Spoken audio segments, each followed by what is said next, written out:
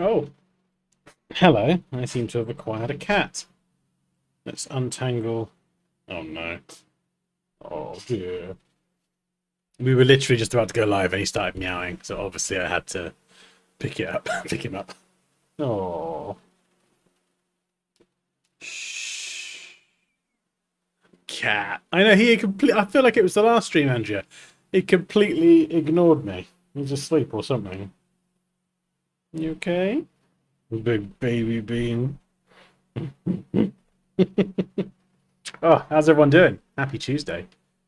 Oh, as you can see, we're gonna dive into something pretty flippin' fun. Actually, this is gonna be really good. Oh, Andrea, just look at it's just he will go outside for like I don't know 10 minutes, and then he'll come back in meowing as if he's just gone off and conquered the world. It's like well done, well done. You've existed in the garden for 10 minutes. You okay? You're purring very loudly. Oh. Oh, I'm gonna have to put you down now, dude. Otherwise, you're gonna get tangled up in wires, and it's gonna get pretty chaotic. Oh, I'm sorry. I can't just sit here and cuddle you. We're gonna have to put you down. This is goodbye. Da-da-da, da-da-da-da-da, da-da-da, doo-doo. And I'm covered in hairs. Oh, right. Hi. Hello. Ooh, right. Is the tablet working? Yes, you're working. Good, good, good. I've been outside doing stuff today. It's been a very productive day. And then it was like, I was literally in the middle of town and I was like, oh my God, I got 15 minutes to walk home. So like getting my power walking going on. Oh my goodness, Rianne! Rianne! She lives! She is alive! Destroyed a plant pot earlier. Trying to catch a butterfly launched. Oh, sorry, I thought you destroyed a plant pot earlier. Was it really the cat? Was it really Rianne? Trying to catch a butterfly. Was it you trying to catch the butterfly? Launched himself into the air and landed on a load of plant pots. That was definitely you. That was definitely you. That's like when you say, "Oh yeah, I've got this friend with this problem." It's all right. I've looked at plant pots before and I've thought, do you know what? I just want to smash these pots. I want to throw myself at pots. Well, we do, yeah. Liam, who I think I've mentioned before, friend and PT, is behind this door. This is like a who's behind door number one? It's Liam. Ugh, I might have to drag him kicking and screaming. Are you watching the stream, Liam, or are you playing Astrobot? He's educating my children on Astrobot. Yeah, I did wonder. Yeah, stuck buried beneath the plant pots. Help! Oh dear me. When I get stressed and I start rushing, Rianne, I get super clumsy. My brain is almost like just too many things going through it. And then if someone says something to me while I'm in the process of thinking about something, my brain just short circuits and I kind of I get like spinny wheel and just crash for a second, and then it's like, right, yep, and we're back. I want to eat a plant pot. I wouldn't recommend it, Kerry. I mean, you could try, I suppose. Have a nice ceramic dinner. Not sure what the proteins, fats, and carbs are in a ceramic pot, but I'm sure you could look it up. I wonder what ChatGPT would say to that. What is the nutritional value of a ceramic pot? Hey, Eli, I'm just on my way to class. Excellent. Good to have you with us. Hey, Stephen. Zohaib, too funny. Is that my face? My face is quite entertaining. Very strange face. Lots of ginger. Anyway, I'm rambling. Right, so basically, a while ago, I started trying to define a visual identity. This is something that I've never done for Dansky, and I've been doing this for like, what, 10, 11 years now. This is long overdue, nailing down some sort of consistent look and feel. And I started working on site designs, what was it, a few months ago now. We did this live, and we were looking at colors, fonts, and I've done little bits of branding, thumbnails, just bits and pieces here and there to try and kind of pick a color. I've always had that orange, and just sort of pull something together loosely. And it's just got to the point now where I think I feel like I need to nail it down. So this is kind of a bit more of a rebrand where I'm taking all those thoughts, those ideas, those styles, and I'm just putting it in a document so I can kind of nail down a consistent look and feel. This is going to be both for the educational stuff, the courses, all that. Oh, I've not even pinned the course at the top of the thing. Silly Dan. But also the design side of things. So if you don't know, I've started doing logo design again for clients. So if you do want a logo, or you'd like to reinvent your brand with a nice tasty refresh, then definitely get in touch. But yeah, it's just got to the point where it needs like a consistent look and feel. Right, let me get the link. Oh God, is that what I sound like? Good Lord. Right, let's get the link. What are we on? The 26th. So yeah, the course bundles where you get the beginner level and the advanced and all of it together is 50% off for just 5 more days. That is it. Oh, is that the right link? So that's Photoshop and Illustrator. Yeah, that's the right link, I think. Ooh, nice rhyme, Dan. Very good. Right, we'll pin that there if anyone does want to check it out.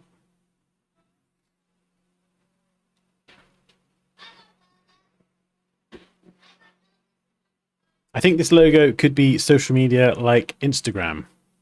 Ooh, which logo?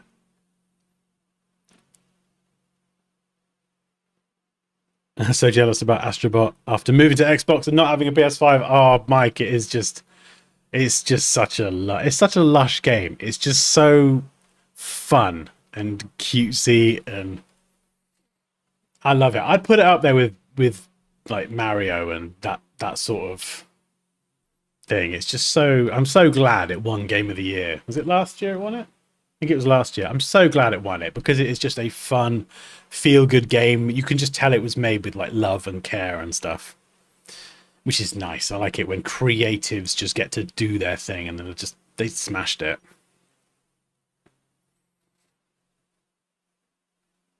Hey, Raquel. Raquel? Sorry, I can't speak today. What was I saying? I swear I was saying something. Oh yeah, so I'm trying to nail down my visual look and feel across everything. The Instagrams, the YouTubes, the website, wherever I end up appearing. And a big inspiration behind this was James Martin, so Made by James. You might have seen him on Instagram.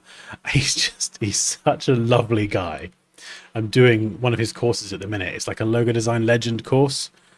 Just to see how someone like James works, someone who I look at and I go, oh yeah, that's the logo guy. Like he's just so like funny and lovely and just completely himself. It's so nice to see someone just being completely themselves on camera. He's just so funny. But he's got a and Andrea, I can't remember where I got this. You know that he has given away his like brand guidelines PDF. I don't know if you get it from, I think I got it from signing up to his mailing list or something.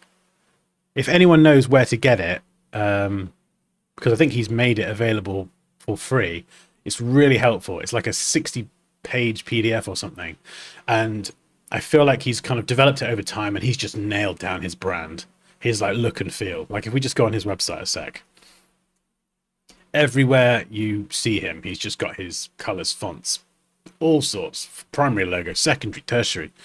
You know, he's just nailed it down. You know, he's just got that just definitive look and feel. And I was like, that's what I need. That's what I need. I need to just have a consistent look and feel, define it, and then bloody stick to it, and then evolve it over time.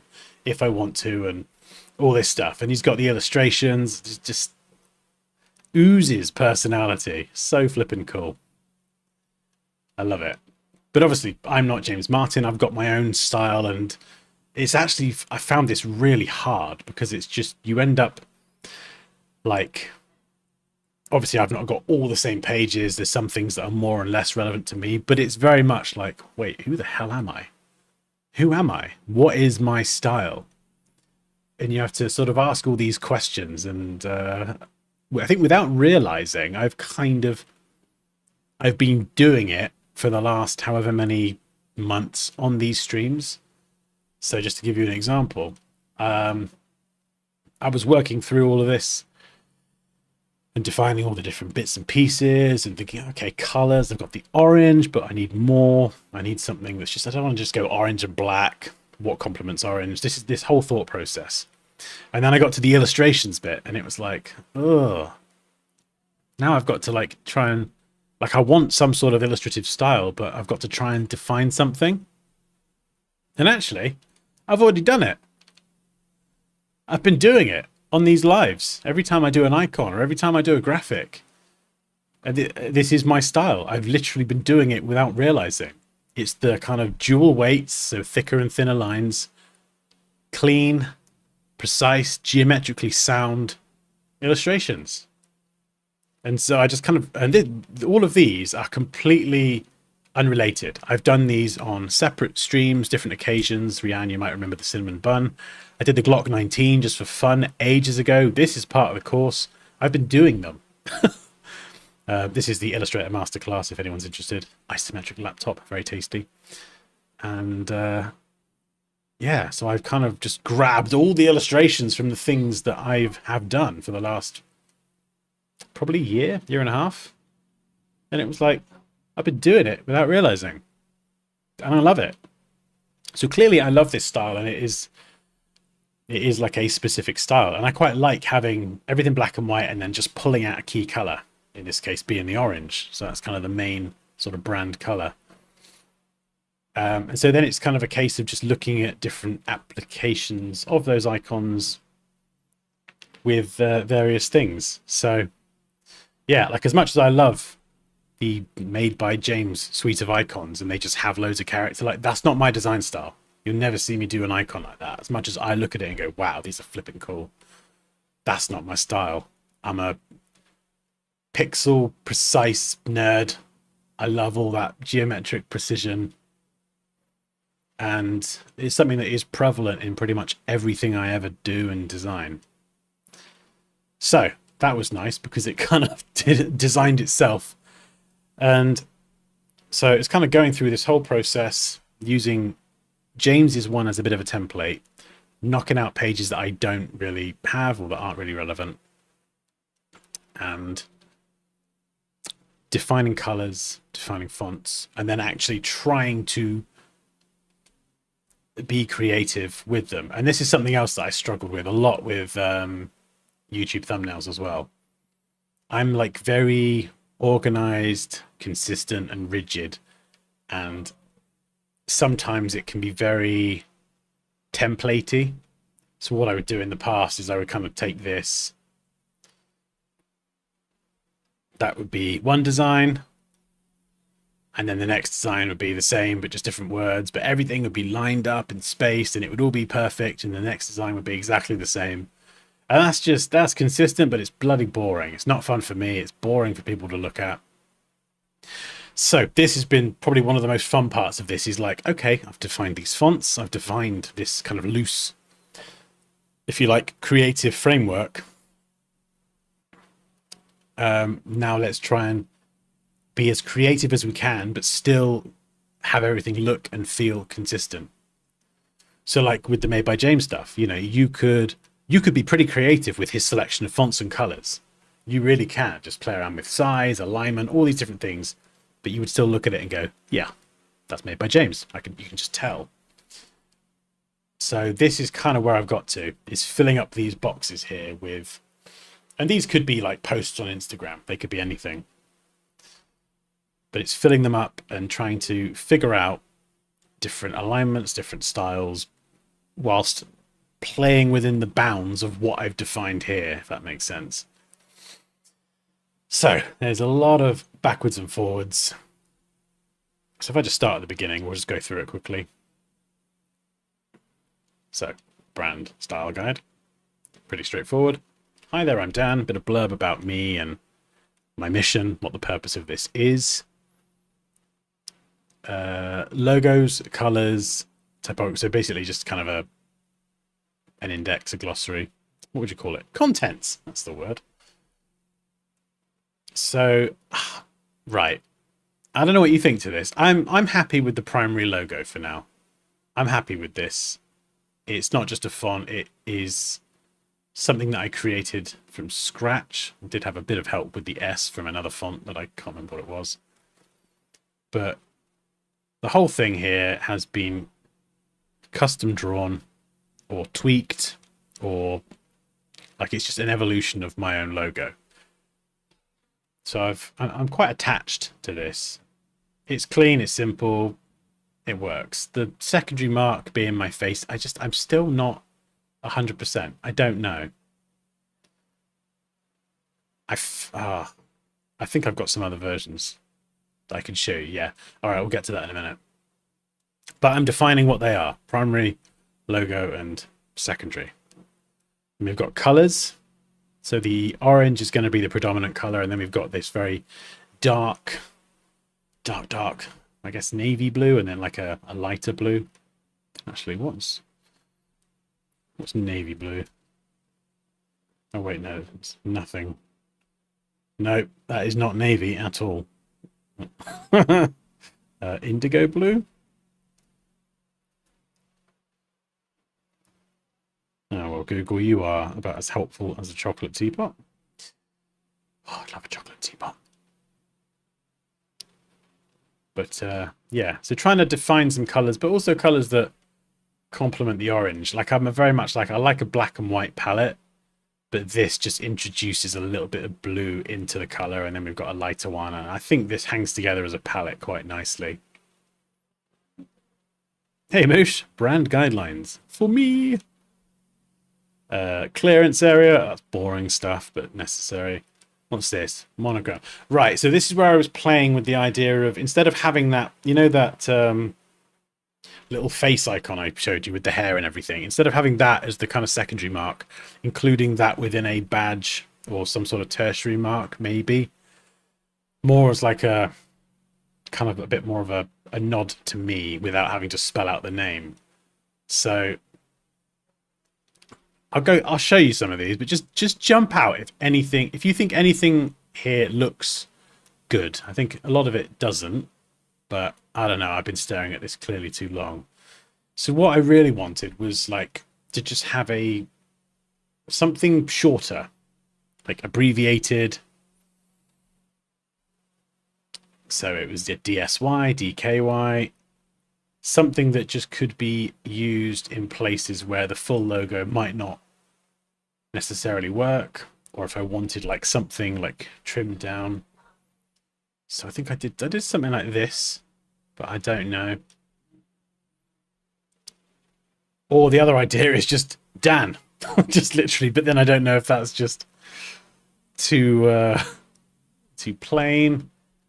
DK. And then I was thinking just a D with a line under it. So this is just lots of different ideas. And then there was, yeah, a couple of sort of, this has got a slightly different K. But it does look a little bit strange here.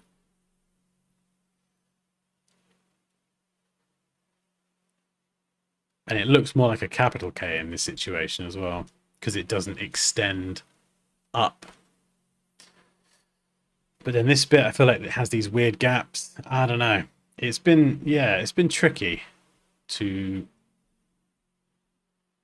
figure this out. And then I did something like that. Branded ski all the time ski. Yeah, maybe. Periodic table D is interesting. What was that? Was that this one? This one here. Yeah, I don't know. That would work quite well as like a favicon as well. I mean, if you were going to pick one letter, I feel like the D probably makes the most sense.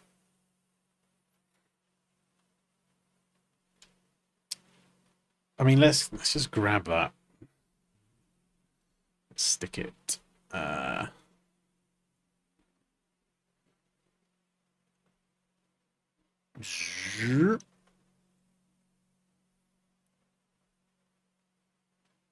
Yeah, there's a maybe.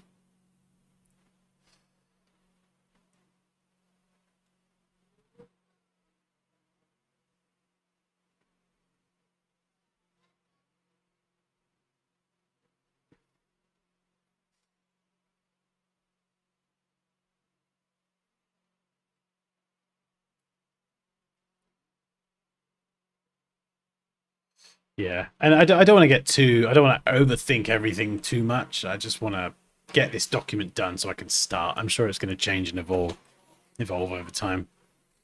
Dansky logo branded shirts. I've got Dansky merch, but no one cares. So I think the Dansky logo is like I probably like it the most because it's my logo. I think what I need to do, Moosh, because you can add the merch stuff to sit right under the YouTube videos, but I feel like it needs to be more fun. Like, like designer quotes and things that designers relate to rather than just a Dansky logo. Something that any designer or creative person would want to wear. Do you know what I mean? Like I don't know, dance. The phrase "dance like no one's watching," "design like no one's watching," or just stuff like that. Just things that people would look at and go, "Oh yeah, that looks cool. I want to wear that," rather than just me slapping my logo down. Right, again, monogram clearance, boring stuff. The emblem, if I do have one. In fact, I've kind of got. This could be one application of it. So I know we started this a while ago. I am trying to finish this off now. But again, this kind of ties into the brand guidelines and everything. So this would be like effectively like an emblem to represent my online school. So Dansky Academy, the year, and then the course that has been completed. So that has the flexibility to have different course names inserted, different years, or it could be the year that it was founded, 23, whatever. And then you can see it's got the mark in there. So as I work on these bits and pieces, I'm trying to like see how they would actually sit. Another version with the glasses here. This is a slightly more abstract. It's a D and an A. I mean, I like how geometric it is, but I don't know if it is just a bit crap. I'm not sure. I guess I would put that up against the face one and see what's better.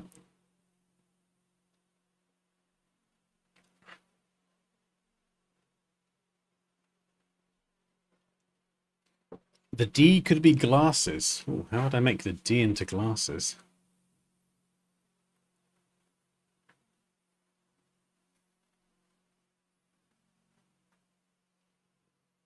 Yeah, I think t-shirts and things need to be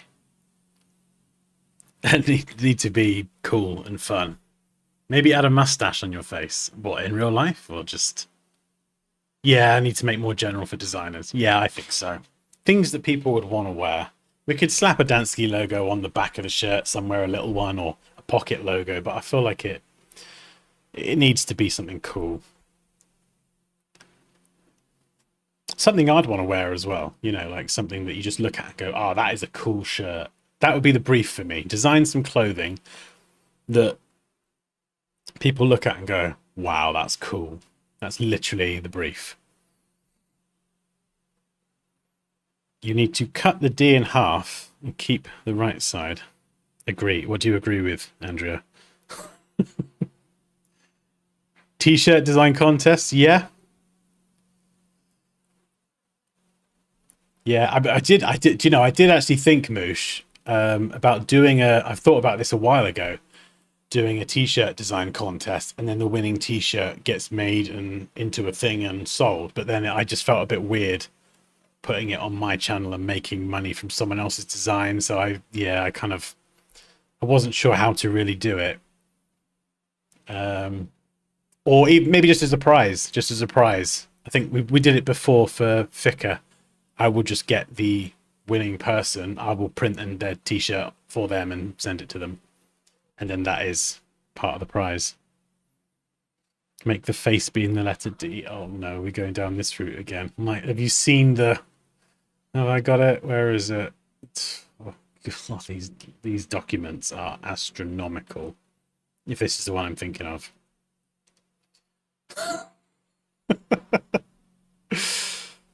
Oh no. Look at all these. I've done so many little Dansky faces, and I'm utterly sick of drawing glasses.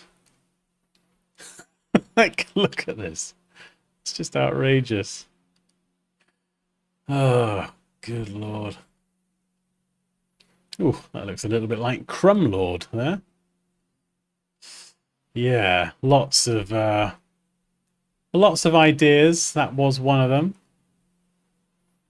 Maybe. I don't know. I haven't completely written off the glasses yet. I do like the clean minimalness. Sorry, I can't speak. I don't know. Yeah, Fika forever indeed. I still have the Fika shirt. Oh, amazing. Amazing.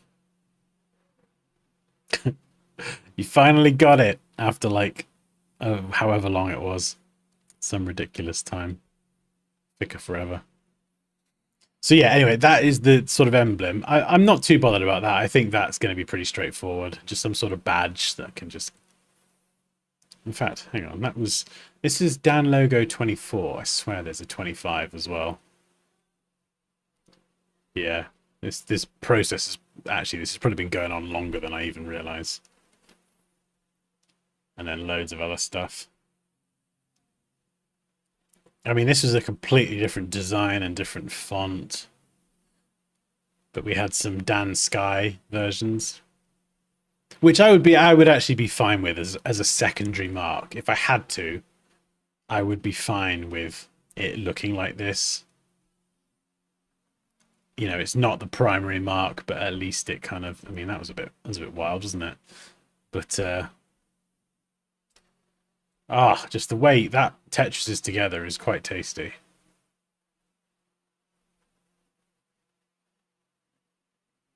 Actually, it's flipping lush. The way that Tetris is... If I can just straighten it up. Oh. So obviously that's nothing like the main Dansky logo, but I don't know. I do quite like that. It has, yeah, it does have more personality. The thing with the other one, Moose, it's got no facial features. It's just got the hair. I look at it and go, it looks cool, but it doesn't say anything. And Poppy likes it. Poppy's adamant. Poppy's like, yeah, this, I love it, blah, blah, blah. But I'm just like, it doesn't really... It's just blank.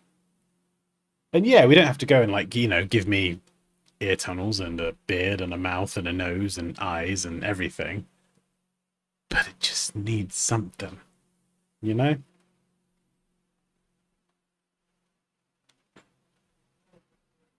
Changing the logo text. Yeah, I wouldn't touch the main logo. If it was the right thing to do, I would just do it. But I feel like I'm quite happy with the main logo type. It's just that secondary version of the logo.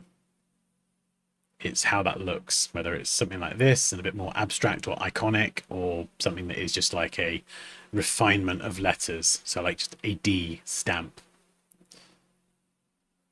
that I can use in places where the main logo doesn't fit. I mean, maybe that's it. Maybe that's it. Maybe I should shut up and that's fine. And then just I could use this as an icon in a more like lesser kind of role. Do you know what I mean? Like over here, there's a page for this actually with just some like little filler incidental illustrations. So it could go here. Maybe the face with the hair goes here. And these are just things that I can pepper in where there's just a bit too much blank space to add a little bit of that brand personality. But anyway, on to not that. Oh, where's the music? I need some music.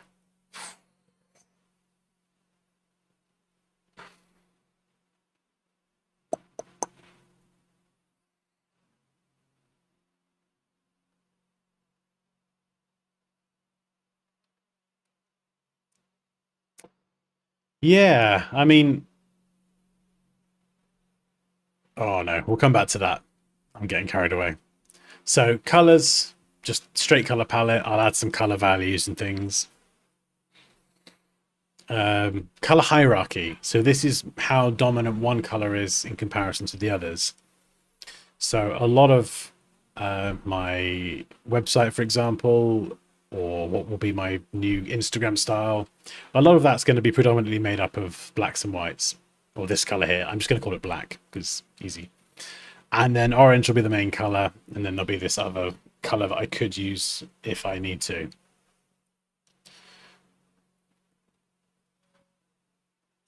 In fact, maybe I should adjust those percentages just to make the orange the more prominent one. So like here, these are different combinations. So the logos are always going to be in orange or white. That's like a rule, orange, white, one of those two.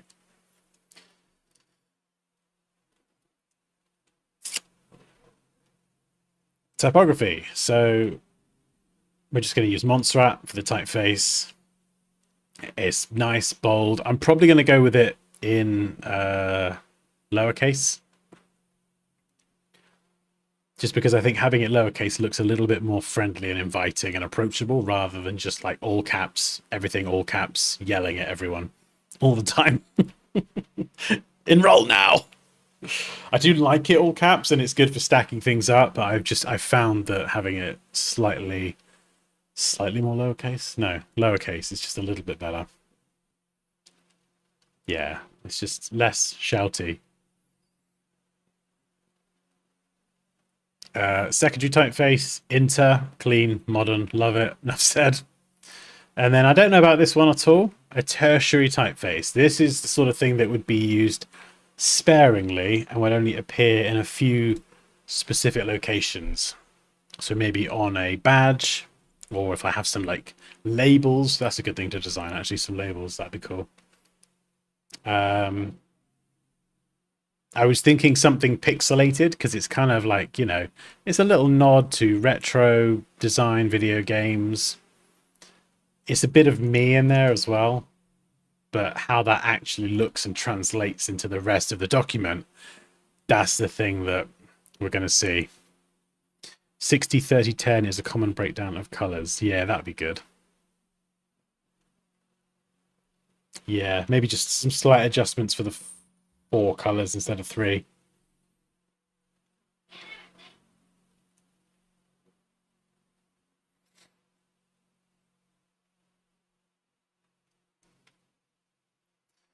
Color use. So again, just playing around with different colors, seeing how text stands out against different block colors.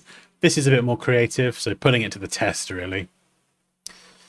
Illustrations. So yeah, I think a lot of these are probably going to be dark on a light background and then having a pop of color. Yeah. So I think the illustrations look a lot better with dark line work than being reversed out personally. But at least here you're like considering how they could look if you had them reversed out.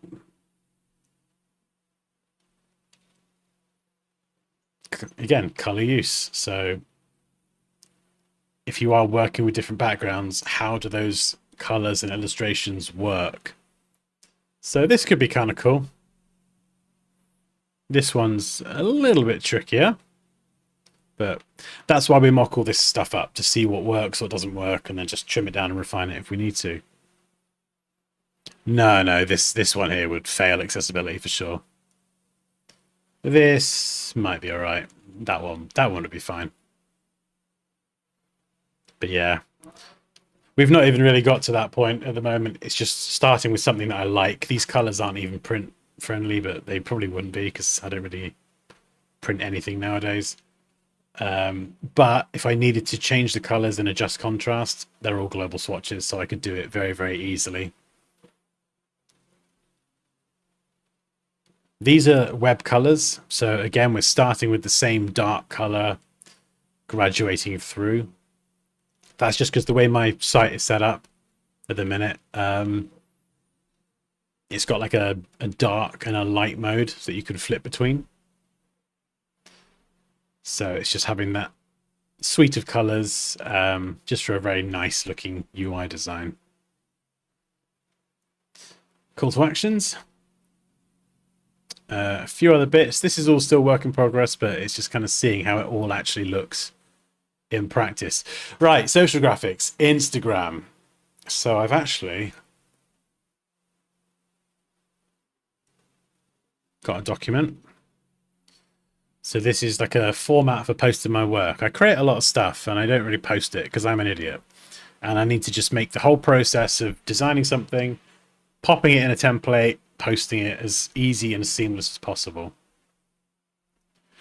So effectively this is like a style. So we've got the first main slide, project description of what the heck this is, and then like a bit of either methodology behind the design. So this is like a breakdown of the different elements, final design at the end, or you've got like a step-by-step showing the process. So it's kind of showing potential clients, this is my work, my style, and the sort of quality. But also it's good for designers to perhaps see the creation process in that step-by-step format.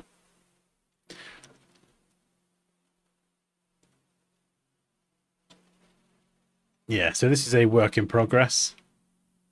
Yeah, see, like this might be quite cool to show designers how it all kind of came together. But again, what I'm doing in this brand guidelines document, that is like being gradually fed over into this.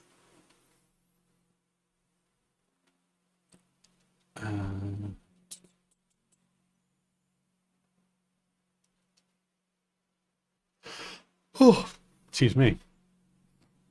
And then this is an example of if I were to do like a written post. I have a lot of stuff to say. I do. I have a lot of experience, a lot of opinions, and I need to capture that in some carousel slides and post more of that because I think it could be very helpful sometimes rather than these ideas and things just live in my head.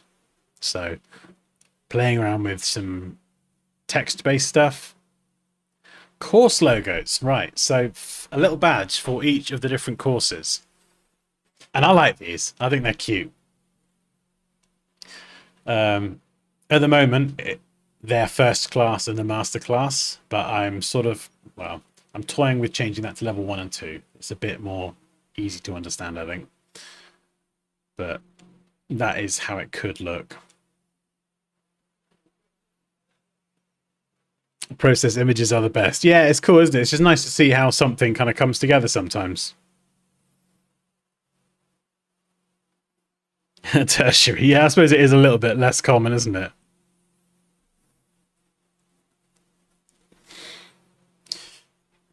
Yeah, so a few other little bits and pieces.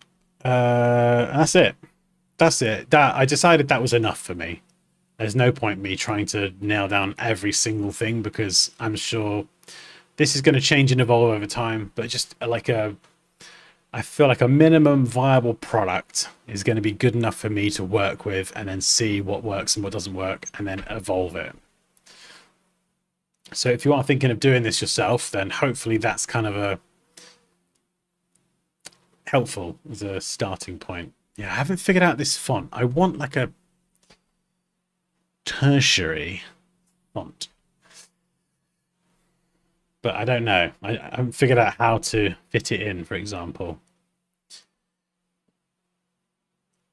There is another illustration that I would like to add actually, like a style.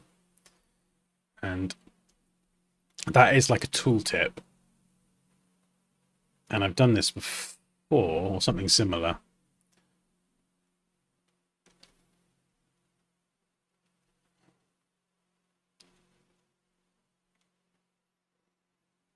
What did I do?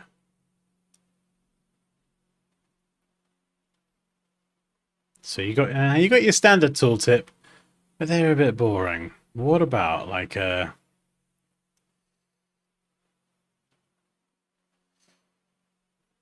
something a bit more?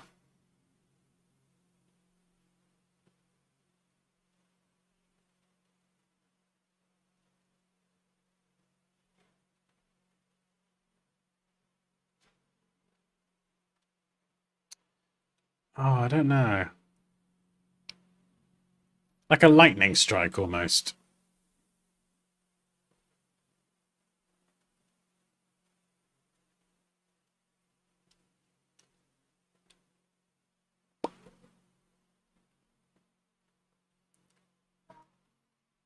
But like the other way around.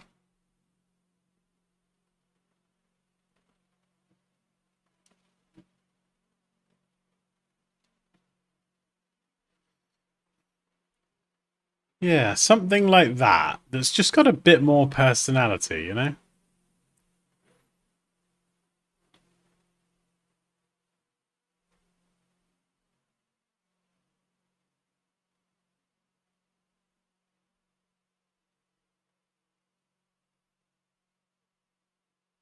And it's good because we can make that a compound shape and then move it around.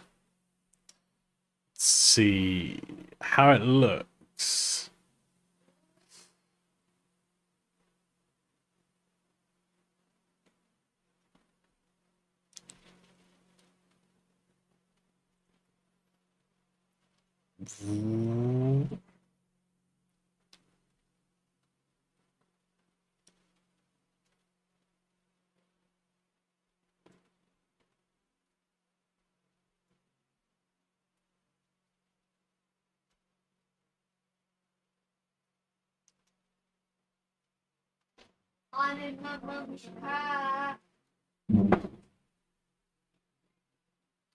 How was that?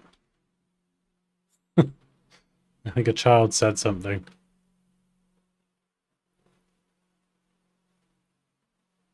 Right. Let's open up my Pathfinder panel. Release. There we go.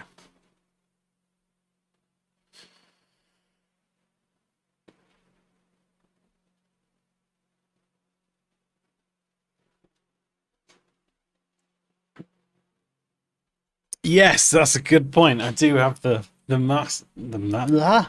octopus. I don't know what I was going to say then. Yeah, he didn't find his way here. No, he's not over here either. But yeah, that's the kind of thing. I think I did try and add him, but then I've filled up. I've got enough here to enough to inform the style, at least. Just playing around with different weights as well.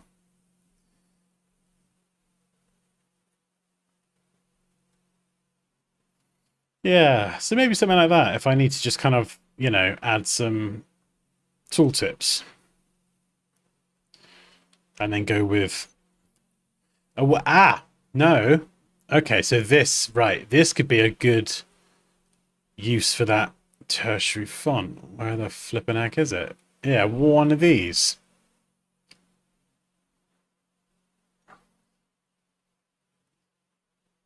Yeah. Kind of clean and modern meets retro.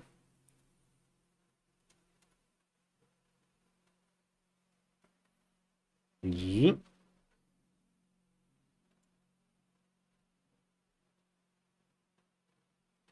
So I don't know. That could be kind of cool. That could be a use for it. Why's that H got a weird bit? That's very odd. And that's the fun thing about doing this. As you change one bit, you have to think how it's going to affect everything else. You like the octopus?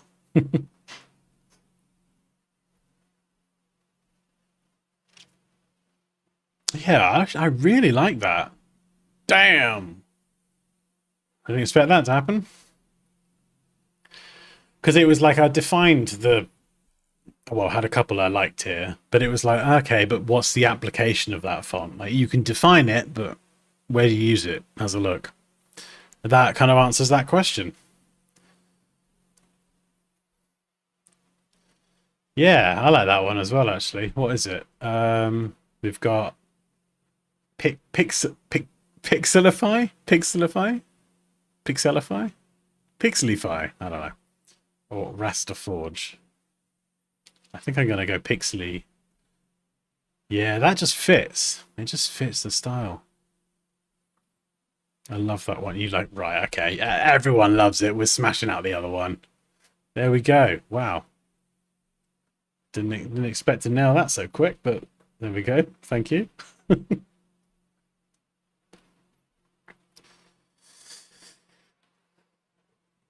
Yeah. Okay, so I need a few more applications of that. Maybe I could work that into some stuff. Maybe on the screen. I got an idea. All right. Design like a pro. This is kind of a sort of unofficial tagline that I'm trying to adopt.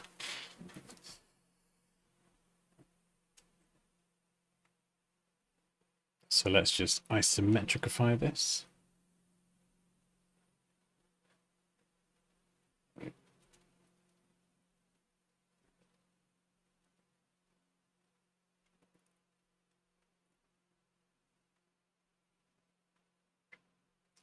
Now keep it editable this way. In fact, actually, no, this is a good chance to stack it. So let's try, we'll try 2 lines and centered, see how it looks. Rather than just type it out again, let's see what it looks like. And do we keep it all lowercase? Maybe no caps.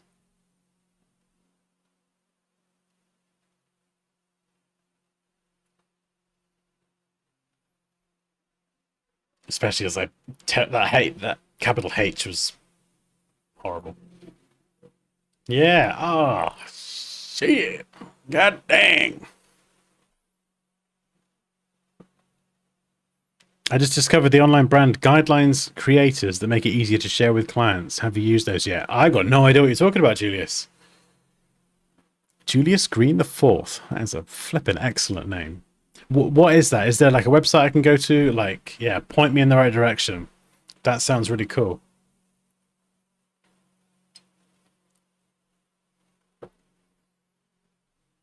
Use it for the rip on the tombstone. Okay, let's do it. This time we're going to try a different application. We'll space the tracking apart. We'll see if it still works. Ah, see, this does work better in caps. Maybe, but we'll stick with lowercase for now. We'll see. Maybe slightly less tracking, but a bit bigger.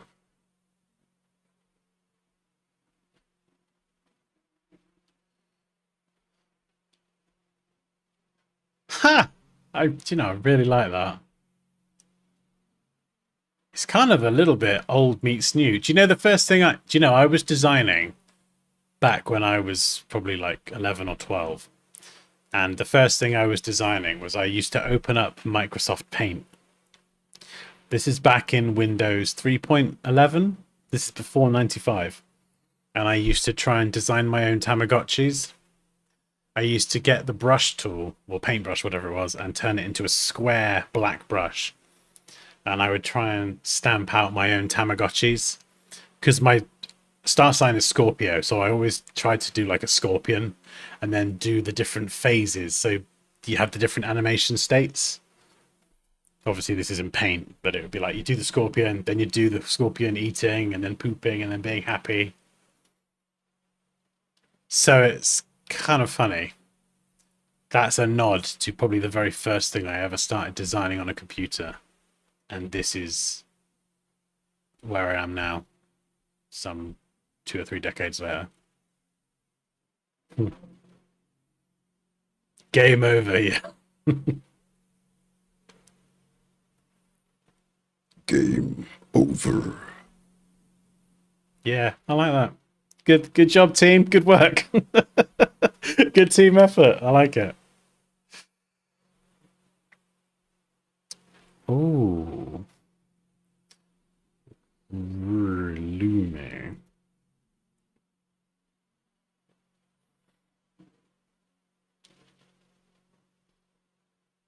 Nice. I will check that out for sure.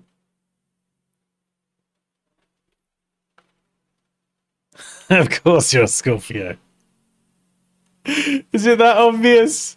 How's it obvious? Come on. Come on, Andrea. I need details. How is it obvious? I used to do that in OG Flash cheap animations to practice. Oh, Mike, I used to love Flash. I started learning a little bit of ActionScript 2.0, and that was hard enough. And then I think they went to 3.0, and it was just yeah, it was fun doing little things. I did build a whole website in Flash once, and it was like a Flash website. It was really small, but it was like within a big browser, but it had music and all sorts. And yeah, God, man, I could probably dig out the Swift file actually, because Flash had those SWF files. I could probably still open that, couldn't I? Oh my God, that'd be so good. I stumbled across all my old work the other day. I went, actually, no, I didn't stumble. I went looking for it and I found it. All my early design work when I was like 16, 17.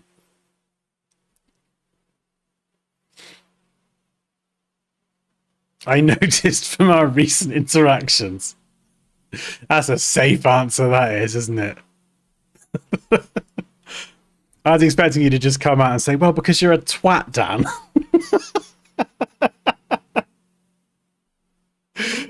As soon as you started acting like an ass, I knew. One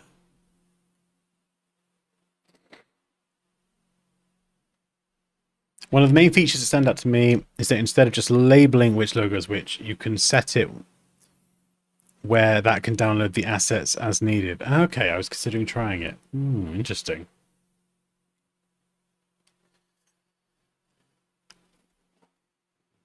Right, so where did I get to? Yeah, I think this is where I got to. I'm glad we've nailed that, though. That's good. Let's try and get it.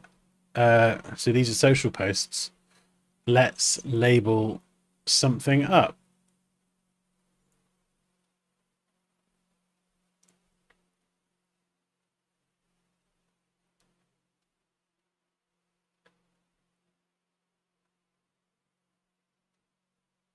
There we go. Let's take this logo here. This is part of Andrea's letter logo.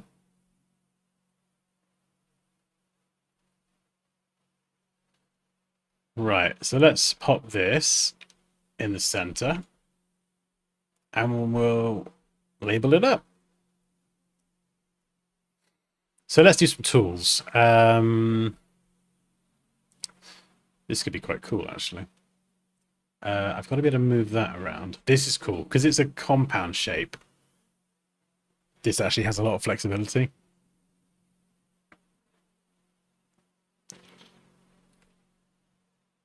So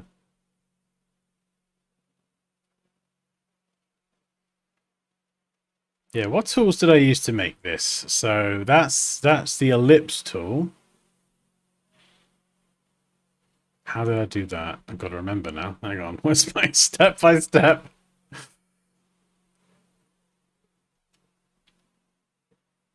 That's the rectangle tool at the top. Combined it with the shape builder tool. Okay, right. So let's make a smaller version. So we'll go ellipse tool. Oh, do you know what? Could we do a smarter version of this?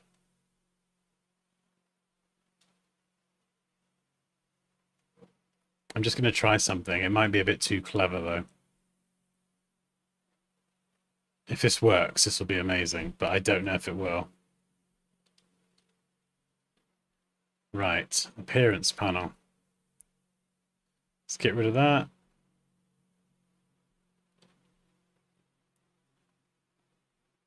fill, give it the fill color, duplicate, and for the bottom one, we're going to convert to shape, rounded rectangle.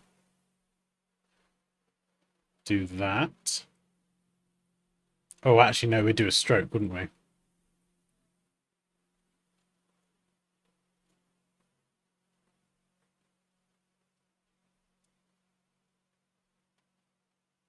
Oh, how did I do this?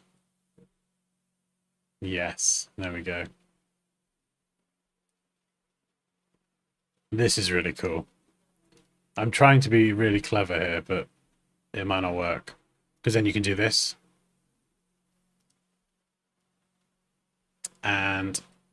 But can I make it a compound shape? I don't know.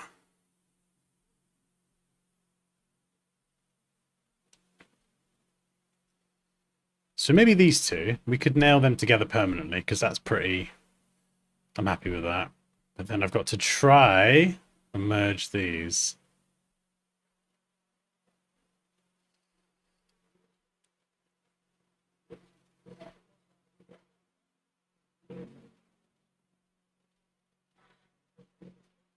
If anyone knows how I could do this as well, what I want to do is I want to have this added to this so they're combined together, but I still want to be able to type it and adjust the length.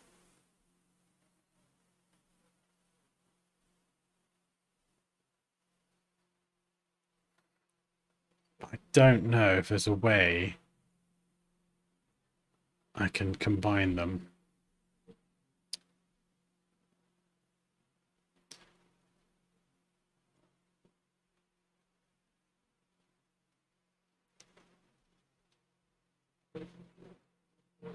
Okay, you can do it with an outline though, because then all I got to do is just go and do that.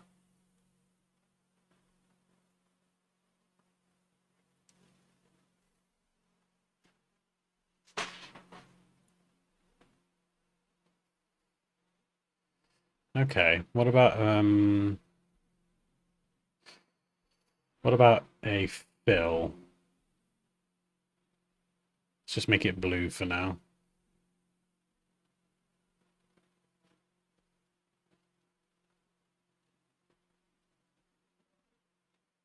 Rounded rectangle. Okay.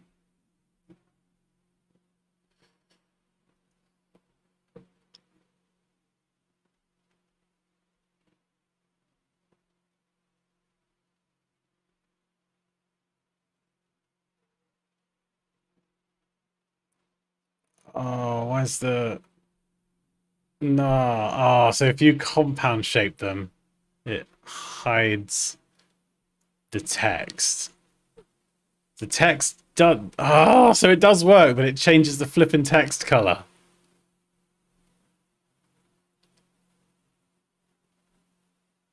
How do I stop it changing the text color?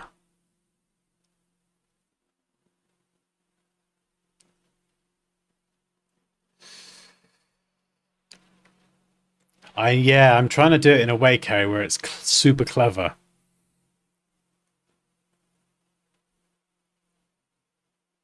Where I can type and it will resize, but it also keeps this thing attached to it as a compound shape.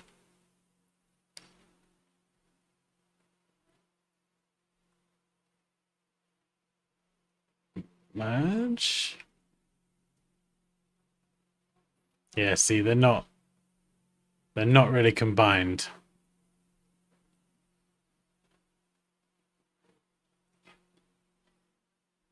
What about... No. No. No.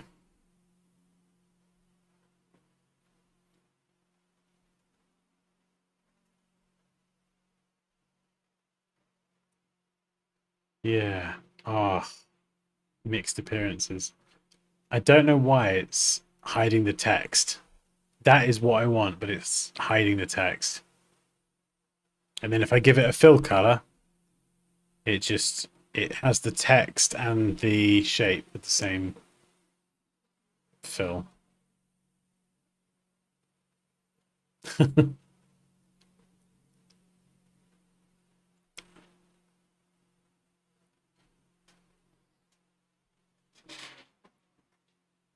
Yeah, maybe it's not worth overthinking it.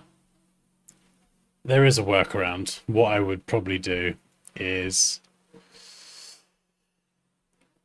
combine them, set that as a compound shape, and all I've got to do then is extend this. It's just a bit more manual. I was trying to be clever with it. For this, I can grab that, flip it horizontally, and then have it up there, have a little tooltip, move it, do whatever.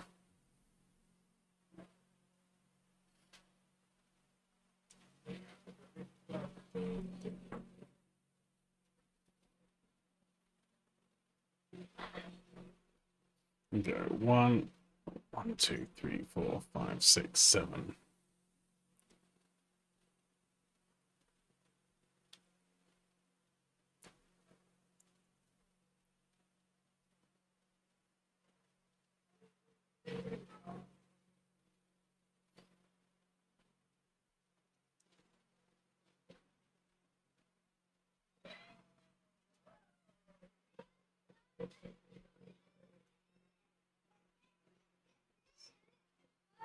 Yeah, I can mess around with that.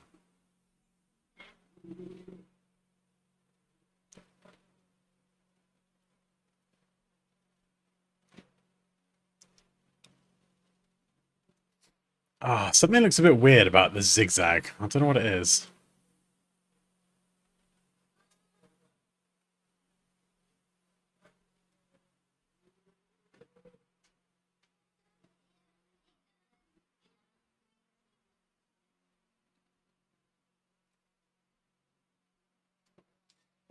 But let's just, yeah, let's just try it with this. So we'll group it together. So we need a fill as well, so it can sit on top of things.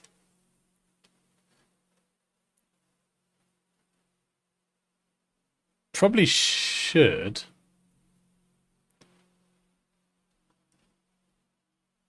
Should do a dark mode version so it stands out against linear things. So let's swap it round actually.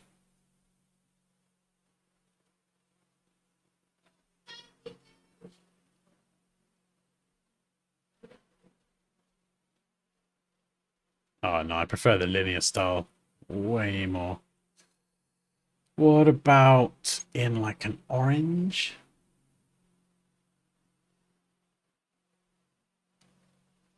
Yeah, that could work. You have the brand color kind of over the top. Leo completed the game.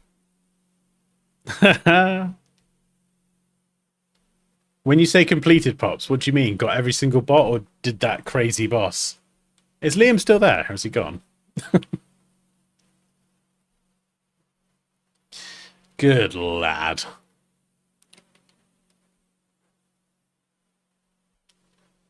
Yeah, so I could then move this down here. Go and grab this. Flip it up the other way.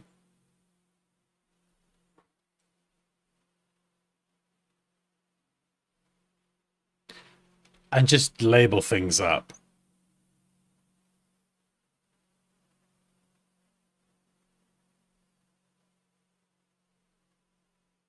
Whoa.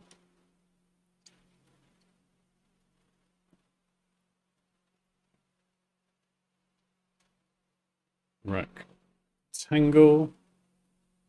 Yeah, so this is really cool because you can't just define a bunch of guidelines with no thought to the application. So it's just cool to see them actually in use, and then you can refine as needed.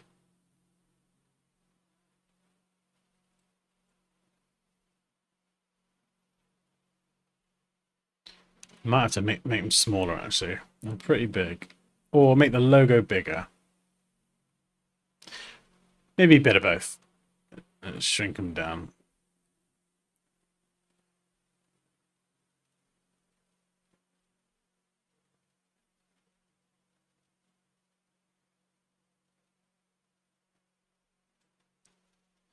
Yeah, maybe something like that. Maybe white, do you think? Let's give it a go.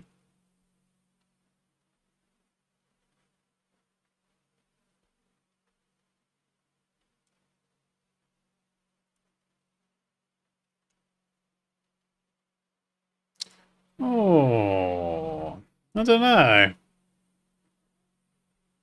I feel like the text being the same color as the border. What about... Hmm.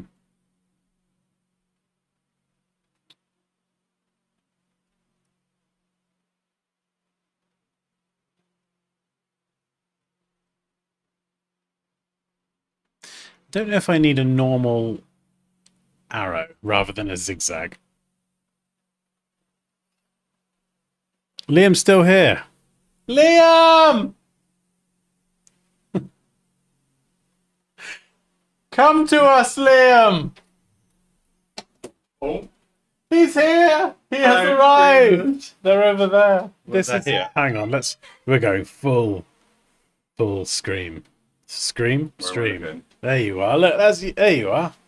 There's the camera. Hello, streamers. We just beat the hardest level on Astrobot. It was so hard. Is that the boss? No, it's the like 3.5 minute mega mix. It's the Oh, you ambitious told me point. about that. It's so difficult. Oh my god. So we got 286 out of 286 now. Yeah. I'm so happy. Jeez. Is that all the bots? Every single one. Oh my god. Every single one is done. Turn it into a platinum Yeah. hunter. Yeah, and we got on top of a Christmas tree. You got on top of a Christmas tree. What are we doing on stream? We are defining brand guidelines for me. I hope all the people watching will agree with me that Dan should do another form of the top trumps cards.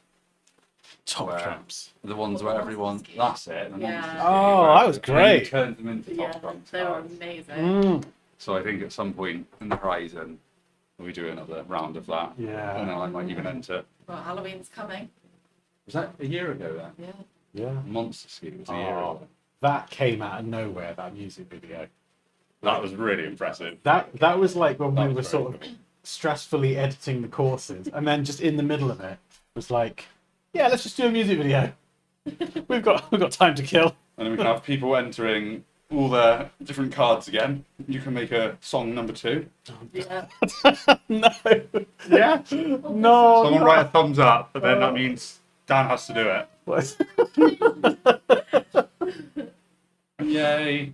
Oh, Right. this is Liam, our Astrobot specialist Astrobot /PT/friend. slash Yeah. PlayStation Platinum Trophy extraordinaire. hunter, Oh my god, yeah. Resident Evil fan. This with this guy is the trophy hunter.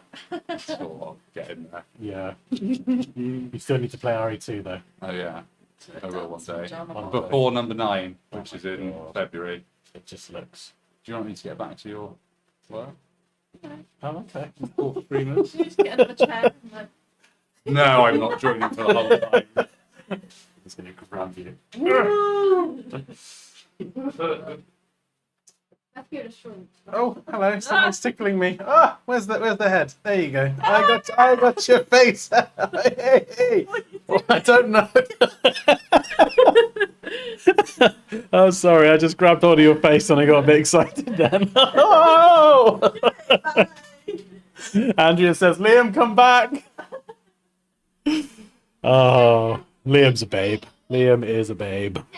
When is someone back again? Yeah. Oh, he's back. I just said you're a babe. No. Oh That's no, very kind. this is awkward. Can I actually watch a minute of what's going on?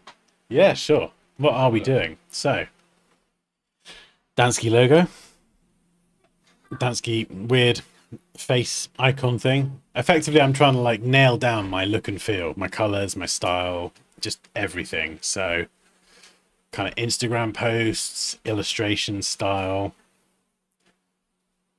fonts, colors, all this stuff. But just have it like locked down in a document. So when I need to do thumbnails or Instagram posts or course graphics, I'm like, oh yeah, this is the style. This is what I'm going to do. Yeah. Whereas at the minute, it's kind of like, oh, I felt like I'm just going to use this color today. And maybe I use that font and it just ends up kind of a bit inconsistent. So Yeah. Have you had anyone comment on the fitness thing that you shared?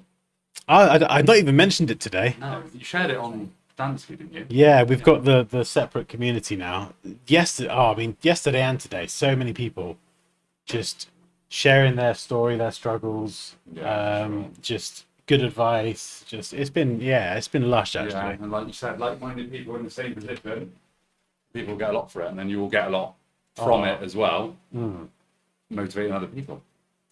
Yeah, it's just, just having other people there to help you. Like even with you, like I would be totally lost without you. No, he's been helping me seriously since January, just relentlessly beating me into shape. It's working. You've done a 10k and a Tough Mudder That's 15 this year. God, Well, yeah, that was Tough Mudder was 15k, wasn't it? Alone. that was tough. Yeah, I got my headbands.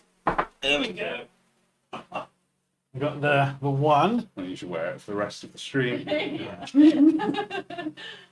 got the one, and then we got the two. I'm not gonna lie, that felt pretty good. I want to. Yeah. The three is like an electric blue. Yeah, it's flipping. It's pretty That's sexy. that's about 10 years apart as well, isn't it? 12 years apart. Yeah. The next one's due in 2020, 2000. 2037. I think it was 2013, the first one. Yeah. Oh, 12 oh, look at that! I'm just gonna stack them all up every year. In 50 years, you will see Dan with this many bands on his head. Wait, what? Dansky with a 2-foot head. My new head extension.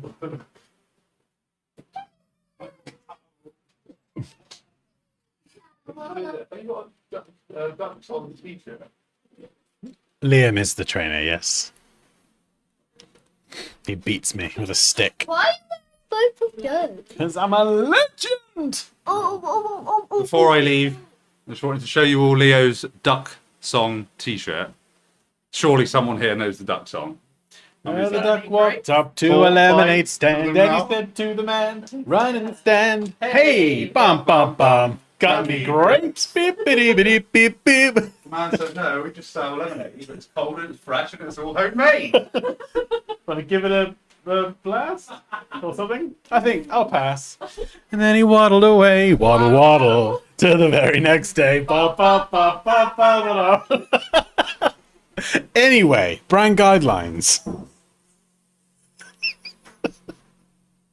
Slight intermission there. What happened? Oh god, I got caught. Yeah, Rianne knows it. Got any grapes? Oh dear me. What was I doing? Where am I? What's happening? Okay. Let's calm down, Dan. Let's bring it back to brand guidelines. Oh, I was enjoying our little sing-song there. Right. Cool. It's hard to come back from that now. That was a good old time. Right. Inter. So, second font. Oh no, the cat is prowling. Hi. Hello, cat. Meow. Monsieur Meow. Yeah, so let's go. Okay, this is going to be the more descriptive text. So what would this say? I've got no idea. Let's just write some nonsense. This is the process for creating this shape from scratch in Adobe. Oh, I can't spell Illustrator. We'll just get something in there if I were going to do like a step-by-step. And then maybe a title. I've got the flipping duck song in my head now. Dee dee dee dee dee dee dee dee.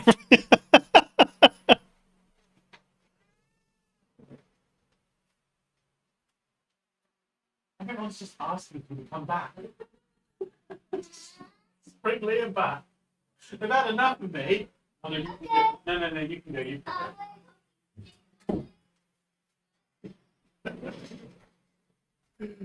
Screw Dan. Let's just get Liam back. Liam can take the rest of the stream. It's been a long day, all right. I'll see if Liam can finish off today. And we'll call this step 3. So we'll just throw in some titles.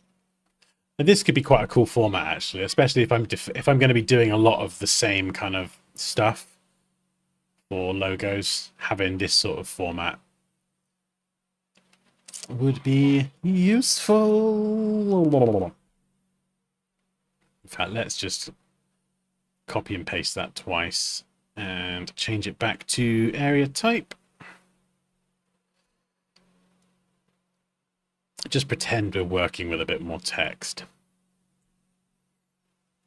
Yeah, for anyone who doesn't know what Liam was just talking about, then that is, I've started another YouTube channel, and every day I'm just gonna post a 60-second shorts video, just because I'm trying to get fit and healthy. I've been trying for years. I've had some small wins and lots of frustrations. And it's just got to the point now where something's got to change. So basically, there's a separate community on Discord. If anyone else feels like that, you're trying to lose weight, get fit, sleep better, you know, just find better mental and physical health. Just, I don't know, become the best version of yourself, whatever. Like if you're on that journey too, or that sounds like something you want, maybe give the Discord a join, because the support so far in it has been just flipping amazing. It's like so amazing to read, really helpful as well. And in fact, where is the channel? I'll link it if you want to follow the journey. So the Discord is kind of like, if you want to join and, you know, just be part of a, I guess it's kind of a support group. It's just to all kind of support each other. Where is it? I've got to find it now. But if you wanted to follow my journey with just watching the videos and just see that progress, I'll just throw a link in the chat if you are interested to see that journey. Liam is my friend and personal trainer, and he's very good. He's an absolute legend, and he hasn't given up on me yet.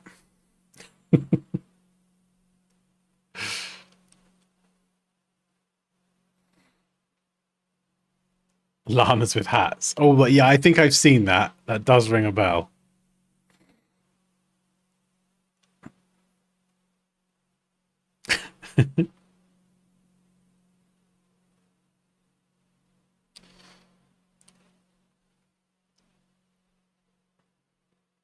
Right, there we go. Oh, beautiful leading. A bit of padding. Yeah. There we go. There we go. Very nice. Yeah, so this could be kind of cool. And then we could maybe... it's probably a bit much. I was going to say add a divider to separate the content. Or actually, let's bring that down there and push that up. That probably makes more sense, having the step whatever title with the stuff it relates to. So let's bring that down there. Yeah, so that could be a bit more detailed, like a tutorial on Instagram. And oh, where are we going to chuck those? Let's just fling them over there. There you go. Ah, it does look a little bit busy with the tooltips. So I don't know, maybe there should be just one tooltip, or like two. Or is there like a cleaner way of doing it? Or maybe just a regular tooltip. Maybe it doesn't need to be zigzaggedy. Zigzaggedy.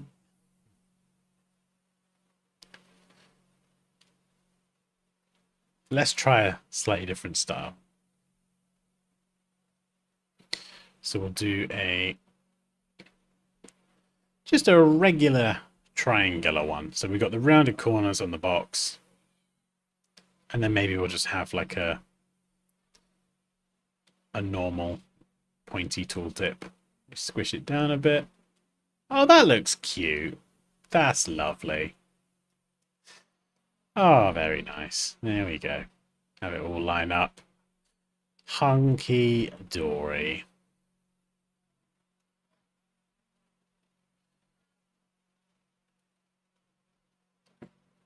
Yeah, so maybe that is better actually.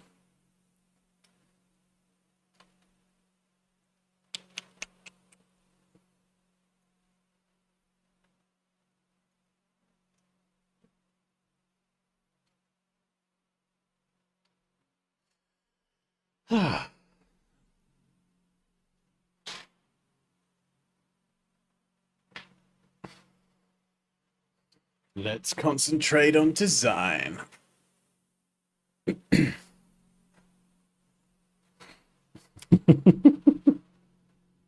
Oh, Liam's a legend, or as I said before, a babe.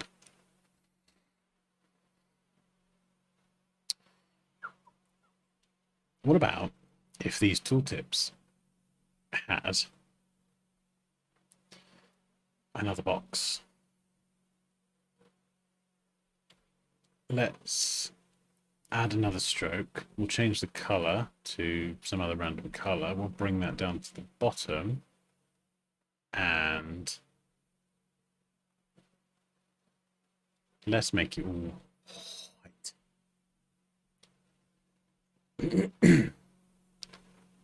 Just so it, I mean, just as another option, so it kind of has almost like a cutout style. Do you know what I mean? So it, the box actually has some definition.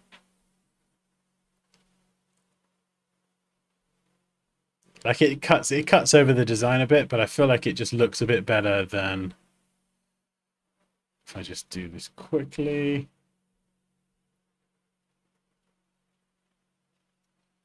Trying to use 50,000 keyboard shortcuts. You see here, like with, I don't know, with a lot of just sort of like it can kind of blend into the design itself a bit.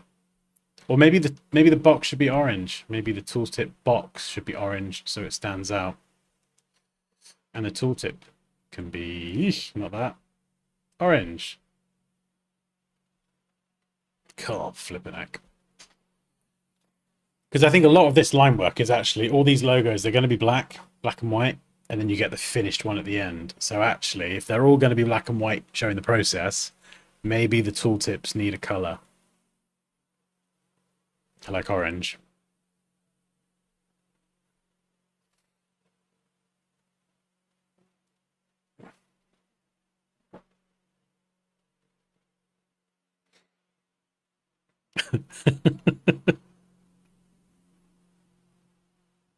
Yeah, I prefer the simple one as well.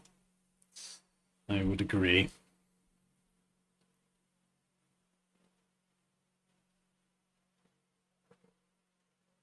Orange text. So yeah, maybe I mean this might work actually, as at least as a starting point. In fact, the simpler tooltip is quite useful because I can also have them coming off the side. So let's center that and center that as well.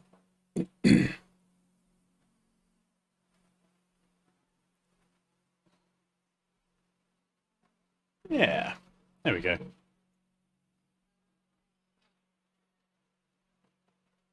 So we could have one like that. And then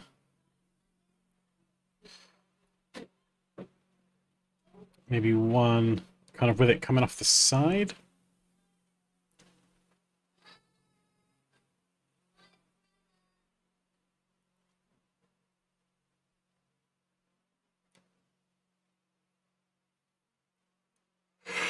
Oh, that does look a bit weird. Ooh, excuse me.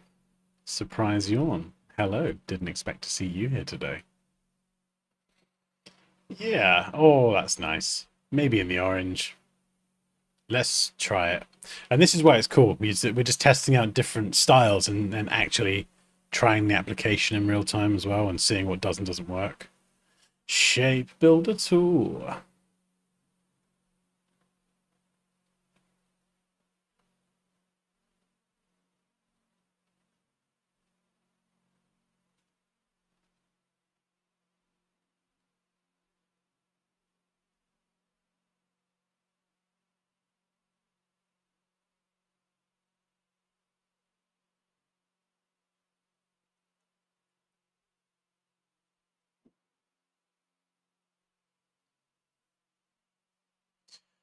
And if I were going to reuse these, actually, I probably would just, you know, in logo design, I do reuse a lot of the same tools. So a lot of these tooltips could just be on a complete sheet of tooltips. I could even have symbols. Actually, that's a good idea. I could have each one as a symbol and just drag the tooltips, boom, boom, boom, boom, boom, as I need them. So maybe we'll do this one here, but then we'll try like another version. So like an up version.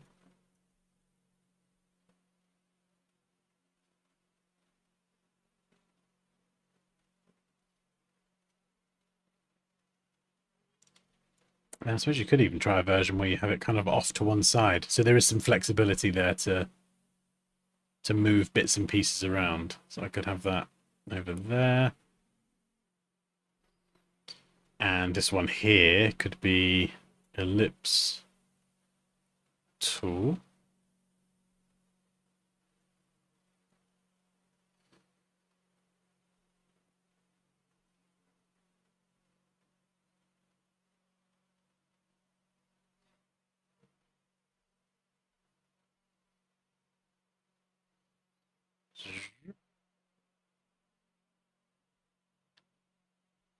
Oh, this is coming together quite well. And then that could go over here. Then I could just double click, go inside, slide that over so it's kind of pointing at the right piece. So I feel like that system has a lot of flexibility. Arrow pointing up or down, and then it can slide along left and right, or it's central. And then that enables me to label up and annotate things. And if I did need to go black and white for anything, then I could do that. But it just makes sense to have the color because all of the line work, the text, everything's going to be black and white anyway. So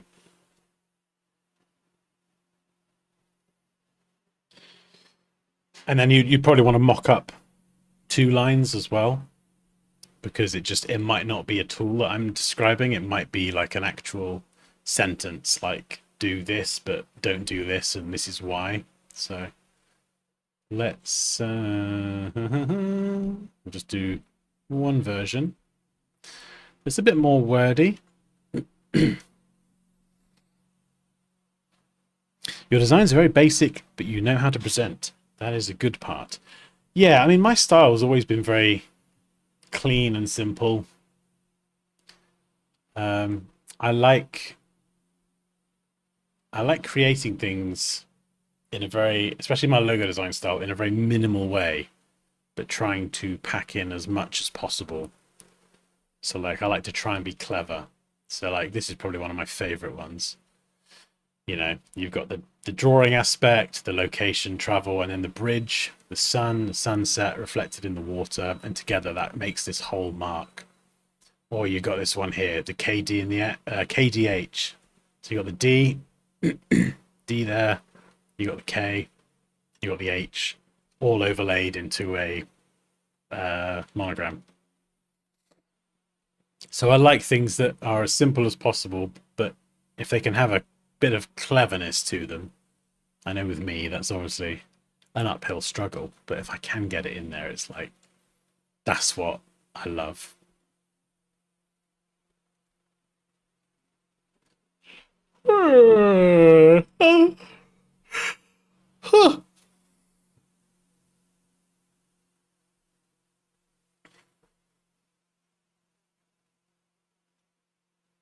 I think as well, it depends how.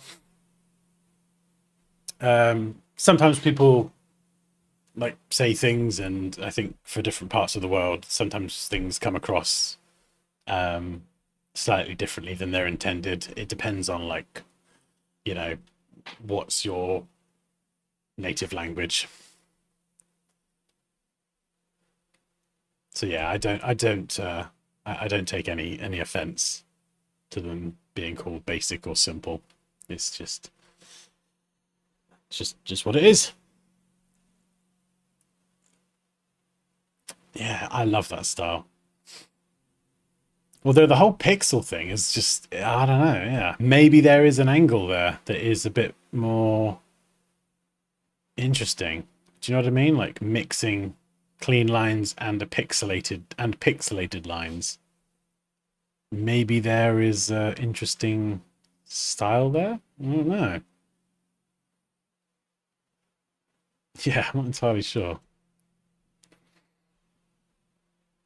That would be really unique.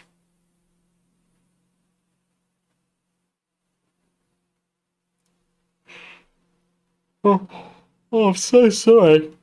Bloody knackered. What's happening? It's that reduction in coffee, I think.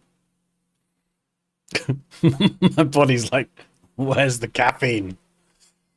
Where's the caffeine, Dan? Right, I was going to write something wordy. Okay. Quick tooltip to suggest do this and try to avoid doing this. So this is going to be a little bit longer, and we're just going to see how this looks with something a bit more wordy.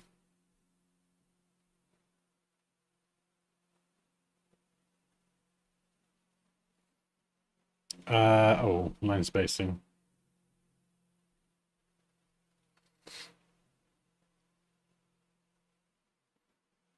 It's giving me Pokemon on the Game Boy vibes. You know, like Professor Oak has just said to pick your thing. Choose a Charmander, a Bulbasaur, or a Squirtle. Oh, yeah. Oh, I love this. It's such a nod to, like, me and my life as well. That's cool. Yeah. I'm glad. I'm glad we like that font.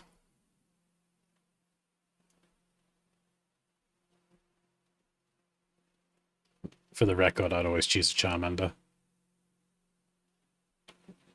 What did you choose? Any old school Pokemon players? These ones are a bit longer, so I think a lot of time they probably won't be floating too far left and right. So I'm gonna center this.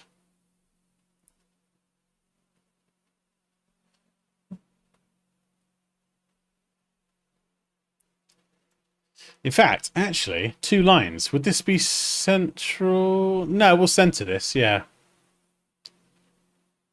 Or do I left align it? Ugh! Oh no, I've got to actually make a decision. Yuck. Oh, I don't like this feeling. Yeah, I think we'll go centered for multi-lines. That's fine. It's never going to be like a crazy amount of lines. At least I hope not. Then we can just drop it in and see how it looks. Yeah, that'll work. That'll be fine.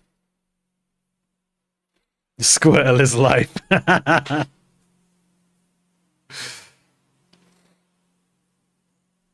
Dansky, I choose you. Fire type.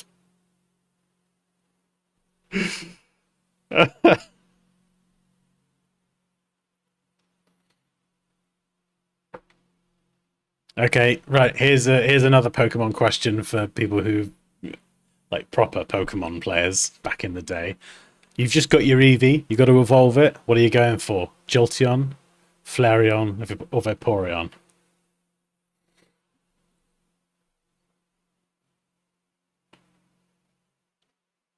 For me, it's got to be a Jolteon. You're going Flareon, really? Okay, that'd be my second. I got to go Jolteon just because I just love the Pokemon picture. It just looks so cool.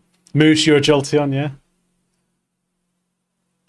Oh, I'll catch you in a bit, Kerry. No No watching and typing in the car at the traffic lights.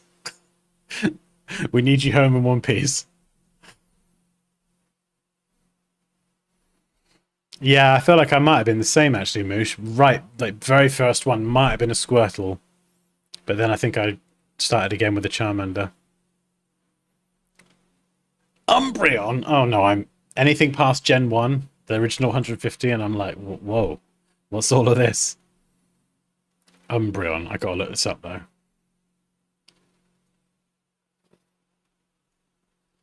What is an Umbreon? Oh, that I recognize that. I think Benny did one of his artworks on an Umbreon. Yeah, I've definitely seen this before. Oh no, that is quite cute. A lot of the Pokemon beyond Gen 1, I think they look a bit silly.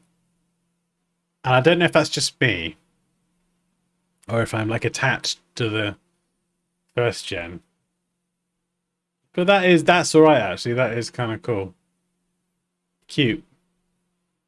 Espeon. Oh no, hang on. Hang on a second. Just calm down. We all have to learn somehow that Charmander is OG.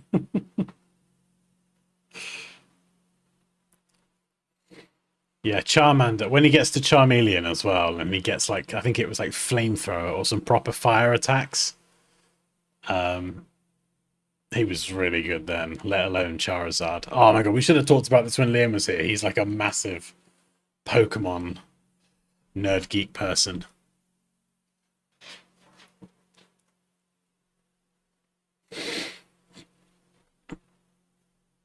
Ah, all right. Catch you later, Rian. Yeah, it's going to be Tuesday and Thursday, the streams. So we're getting back to the regular. Getting back to the regular. That implies that we ever were regular before at all, which I don't think we really were. But we're getting back to something. Leafeon and Glaceon. Oh, for goodness sake. Hang on. Let me guess. Oh, Leafeon's quite cute. Glaceon. No, sorry. I draw I draw the line at Glaceon. Any more, David? Any more Eons? Silly Eon? Is that a Pokemon? No, that's that looks like a Korean influencer on Instagram.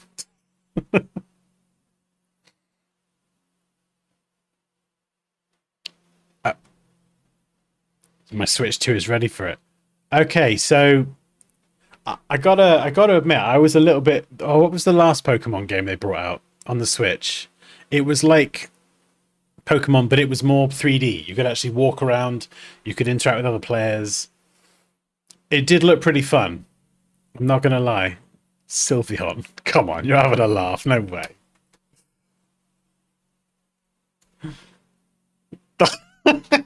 Goodness, that Pokemon, the colors just make me think of Marshmallow.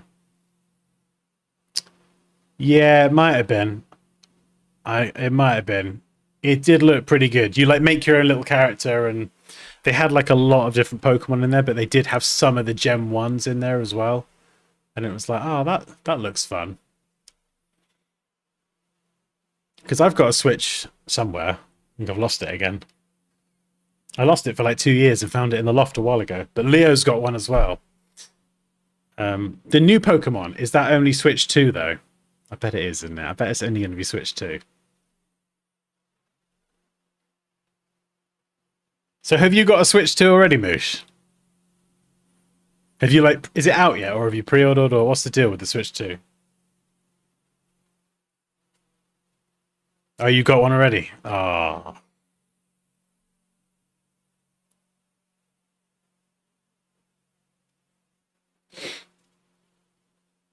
I mean, I gotta be honest, I'm loving Monster Hunter at the minute. Monster Hunter Wilds. I've been playing it on PS5 again recently, and I just absolutely love that game. You went on a hunt for the Switch 2. Wait, do you mean you were like hunting for the Switch 2, or you were hunting other people for their Switch 2? I just got this image of you with a spear I'm on the hunt for a Switch 2.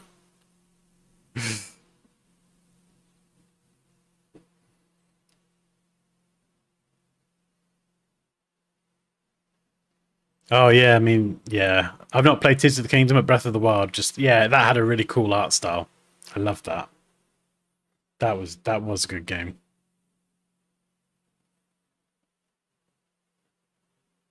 Both. Yeah, I suppose the spear was a backup just in case you can't legitimately and legally get your own Switch 2. You know, just go for the takedown on someone someone else take theirs. Oh dear, funny.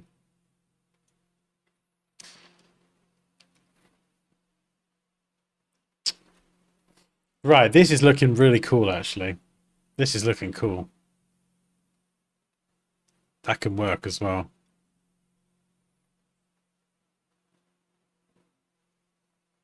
What would be really nice actually would be to have like a divider. Now these are kind of paired together.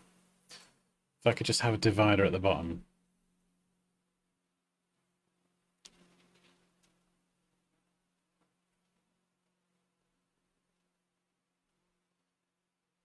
What are we doing? 2.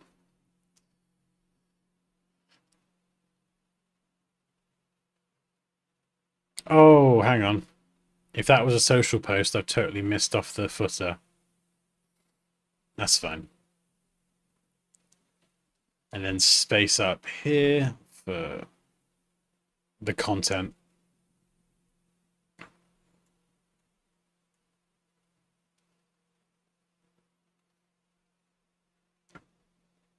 Oh, this is cool. We probably need the application of the text as well up here. So let's go into some more descriptive text.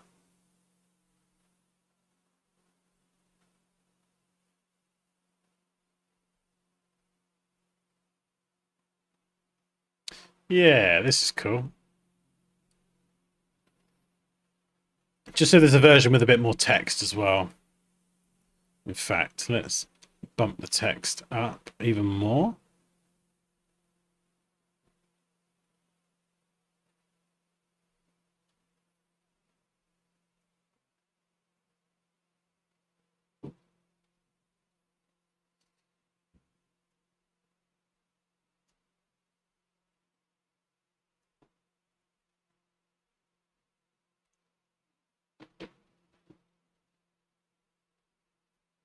Right.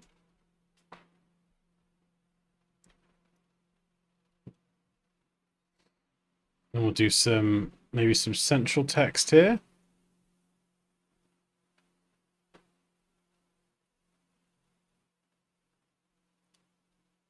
Yeah, this is cool.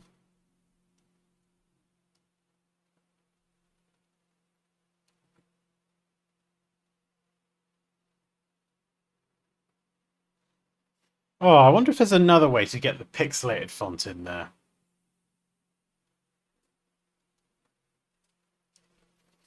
Let's try it. Seeing as we're having a play. I hope designers get good. Let's, what's it called? Pixelify.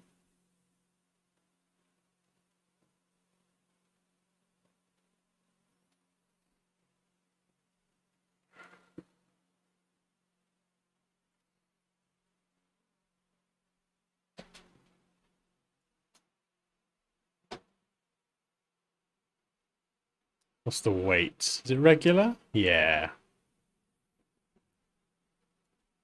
It could be kind of fun.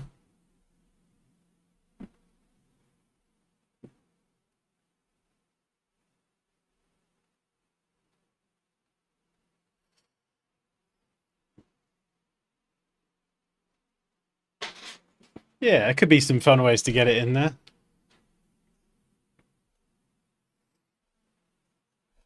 Is this a presentation for the clients? Hey. Hey. No, this is for me, really. I am sort of setting it up a little bit. What do you want? I We am. got her new vacuum. Oh, Mummy's got her vacuum. Mummy can do the hoovering. Should I take these headphones out your No, go away. Ugh.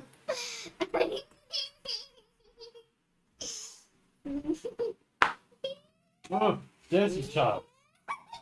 Be gone. Go back Oh, be a dirty child. to the shadows from whence you came. Daddy. Consequences. You cannot pass. Daddy. Carry consequences. Oh. Poppy, Poppy, the Carry Mummy's consequences. hoovering. She can't Poppy. hear you. She's hoovering. She can't hear you. Sorry. Ugh. Get off.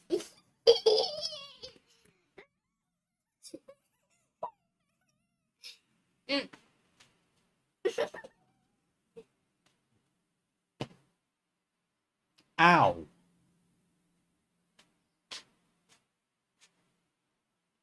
No. Why do you do that to a child? Child. Go away.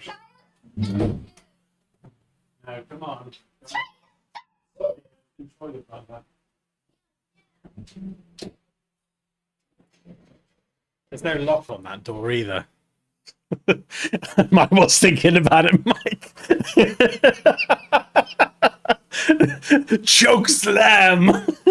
Oh wait, we're live. Jockey. Go away. Didn't go. Can you please bugger off? Right, get out there. Go on, get out.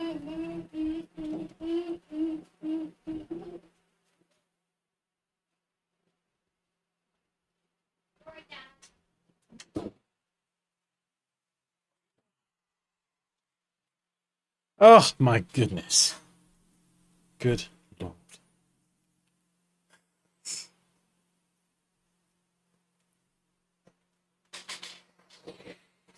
Oh dear. You got to tickle them till they surrender. Mike, he will scream. Like he's got such a scream. Yeah.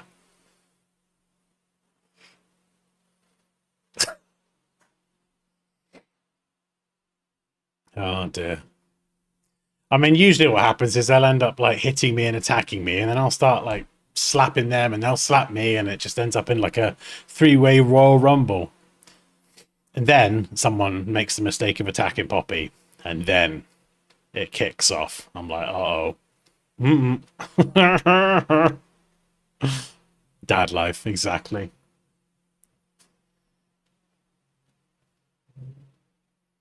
Ooh, I like this pixel font, actually. I really like it. Could that become a call to action style? Might have unearthed something here. Oh, I mean, it's a lot more distinctive than just plain old Montserrat. Let's just go enroll now.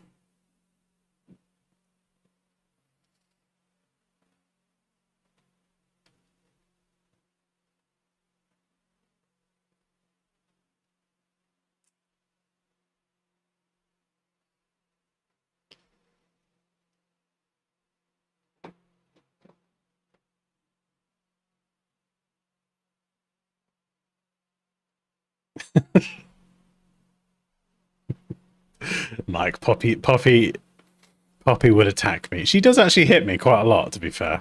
I mean, I mostly just laugh, but she's a delicate little cupcake. Bless her.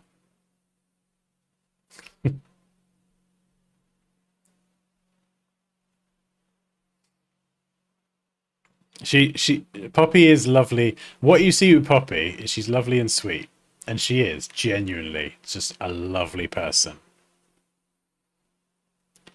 Until you play Monopoly with her. My God. If there was ever A time to see another side to someone. It's engaging in a friendly family game of Monopoly. Wow. Talk about you think you know someone.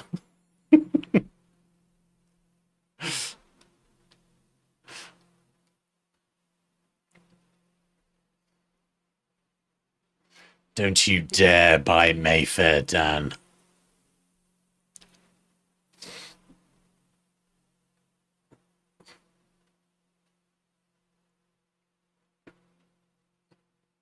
Oh, that would be a nice touch, yeah.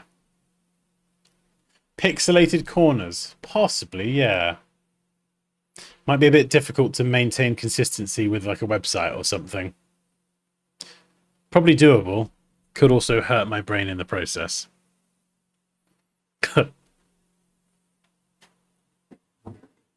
It's a lot more distinctive as well. It definitely is more unique having the pixel font. In fact, yeah, I do like that. I think that child, what's he on? You know which child I'm talking about. Is he on like crack or something? Was he just born that way? He must have like fallen off a table or something as a child. Oh, do you want to show people your new Hoover? Go on then. Hang on. Right, we'll put the music on. Hoover segment. There you go. Right, the stage is yours. It's not Boxing Day, what is it? Bank holiday weekend in England. Boxing Day's Christmas. And I got this Hoover for an amazing price. And I just used it. It's amazing. It's got like a pivot to it. It has different settings. You can do it on carpet and hard floor. You can also have a turbo boost feature. And then you can take bits off. And it goes bigger, longer. And then you can Calm take down, that Andrea. You can take that off and add like different heads to get like into crevices, so you can get into the sofa, you can get the stairs. Like, oh, it's just brilliant. It's so easy to clean. You just click a button and that bit pops out, and it pivots around this part. As you go around the corner, it pivots around. So it's let's see. Please do tell us more. Look, it's pivoting. Pivots round. Go on, Hoover my desk. I think I've just used up all the batteries. Did you mention No, this? look, it shows you how much battery you have left. It's got lights. It has a green light, so you can see where you're going.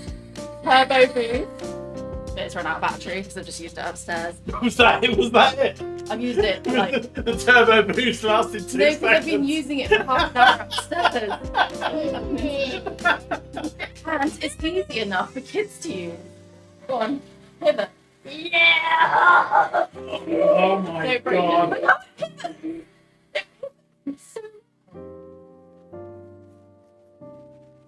You have the little wheels on it. That is adorable. So It good. looks like a toy. And it can go smaller. So it's like that. So it's so light as well, so you can get all the cobwebs up there with the other head. Yeah. It's just brilliant. Hello. What is the brand? The brand is called Unel. Unel. It's brilliant. And it's got a 2-year warranty as well. Say your goodbyes, child. I know you're gonna deafen everyone.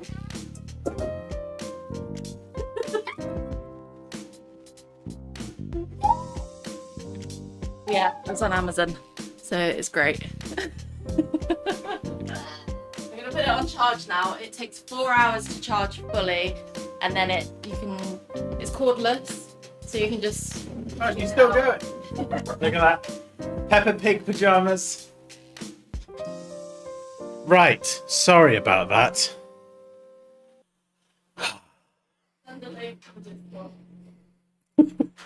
Warren! Warren is here, yeah. Literally, honestly, Mike, she should be on like the shopping channel. It's charging, it shows you that it's charging. It shows you that it's charging, right? We just need to nail it installed. Oh god, it's like a madhouse. Oh dear. I love it.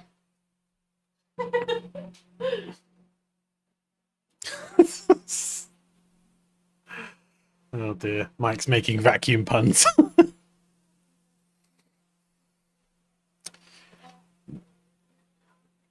Oh dear. Every time she buys like a thing, she buys a new thing, she has this like template pitch of Can I say one more thing? it's like, well, how does it go? Oh my god, Dan, I got this thing. So and it then was originally It comes with this nozzle. Look, it's even got holes on the inside. Oops. To it comes with so much stuff. It's all falling out my hands. So it comes with holes to get better suction. And pressy bits. It comes with an extra filter for the top bit. Look at this one, and it. Look at this, Dan. Look.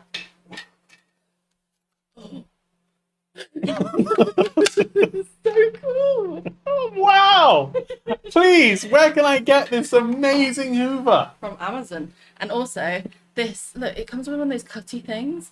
So if you get hairs stuck in A scalpel. the bits, yeah, you can just cut. Look, it comes with a sharp bit there. Don't put your finger there. It's not a scalpel. I'm not going to cut my finger off, am I? And then that bit to That's a brush. clean. Can you brush your eyebrows with it?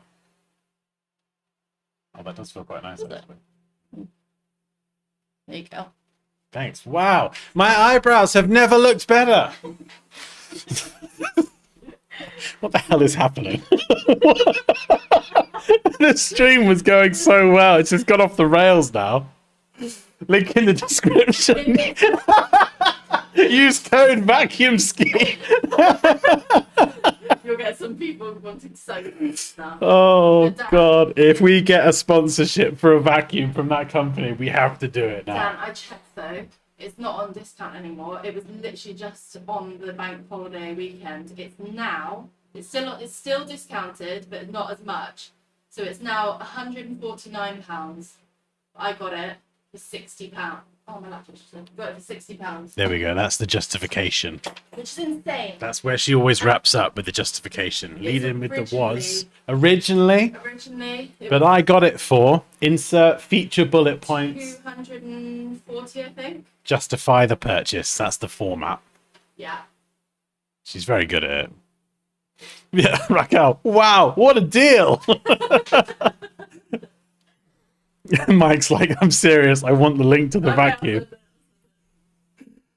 This stream is all over the place. Oh dear. She just shaved off your eyebrows entirely. Oh dear. No, they're still there. Anyway, back to fonts. Design like a pro.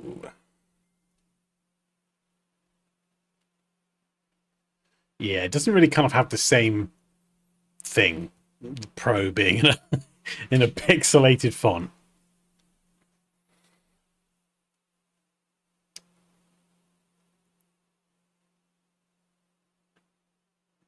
Yeah, so I think this is going to be the kind of thing that you use somewhat sparingly.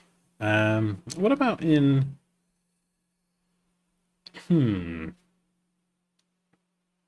Yeah, maybe just switching out words sometimes.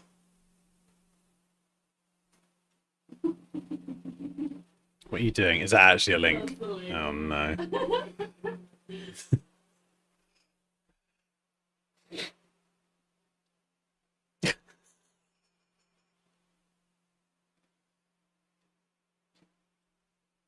Right, let's grab the regular. The regular call to action.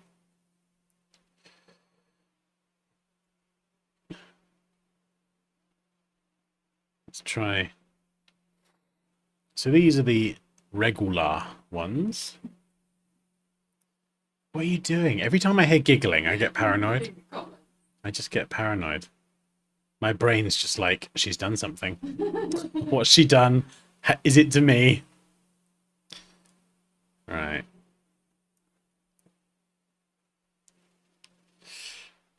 Okay. Let's refocus. Let's refocus.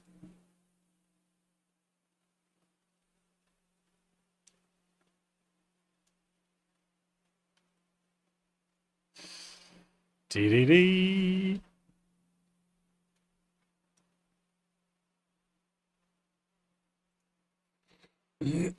Right, so let's try that. Regular call to action.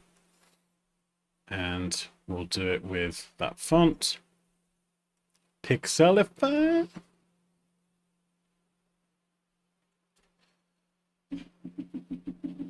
It's naturally a smaller font, so we're going to make it bigger. What are you giggling at now?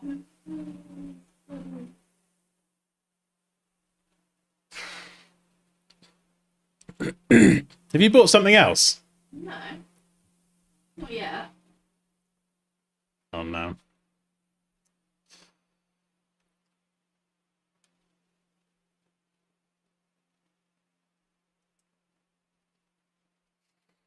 Does that work?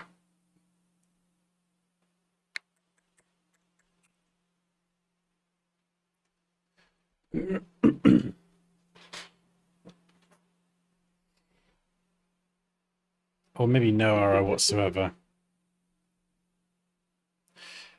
Probably need a version that's like blocked out as well. Just because it stands out a lot more.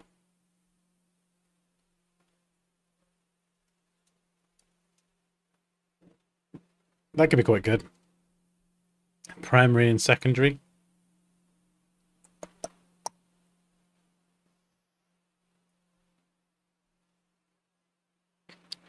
Maybe get rid of the arrow as well. I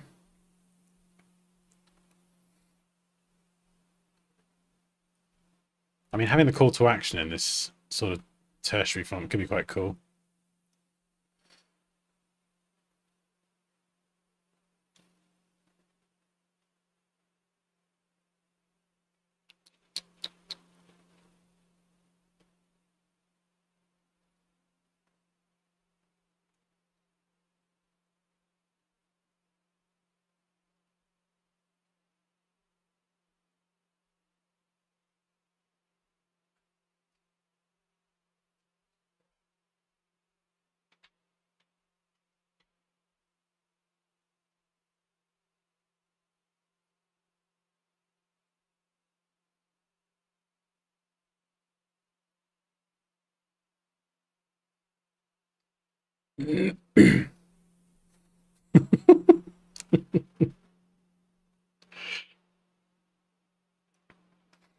Something about the E is bugging me.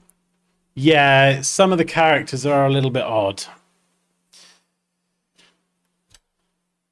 It depends whether you go capitalizing or lowercase, but then some of the characters are, they're not bad, they're just, I would tweak them.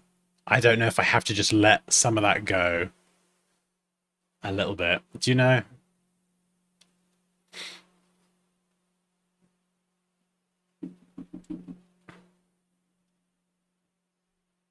Yeah, enroll, different spelling, 1L.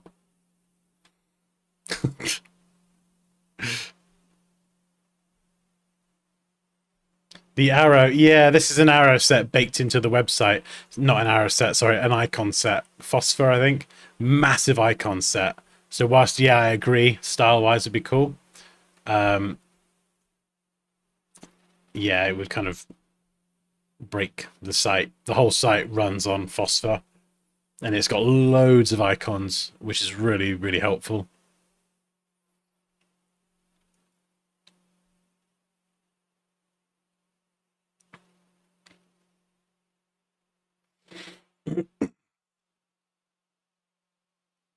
Yeah, the E does look a bit odd, but I suppose you can't complete it like a regular E in a pixel font because it wouldn't be an E then.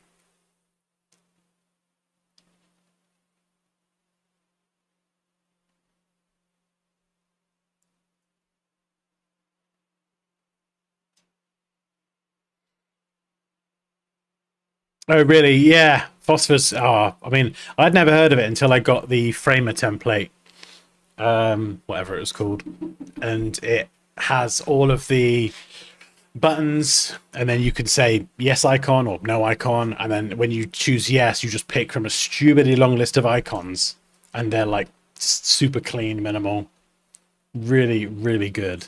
And that icon set is just built into the site template. I mean, just flipping wow, like. I could do my version of the E, but then if I was going to use this on a website, no. If it was for a logo, yeah, 100% I would customize it. But because I'm defining fonts that I'm going to be typing, it gets a bit tricky.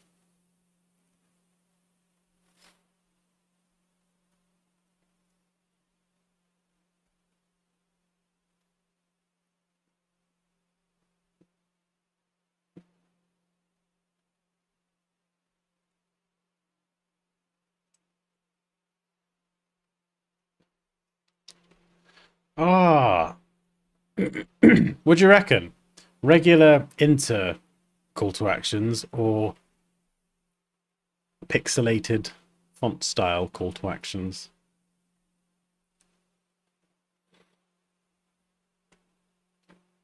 I definitely like the unique element to it.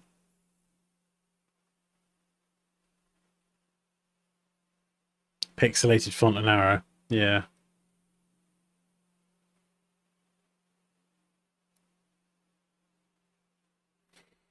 Don't know. Let's have a look. We'll open up glyphs.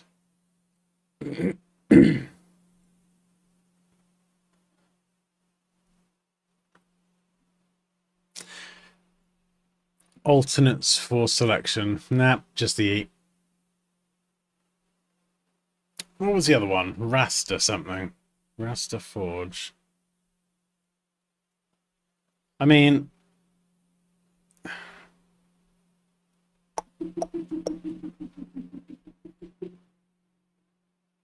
oh yeah, that's all caps only.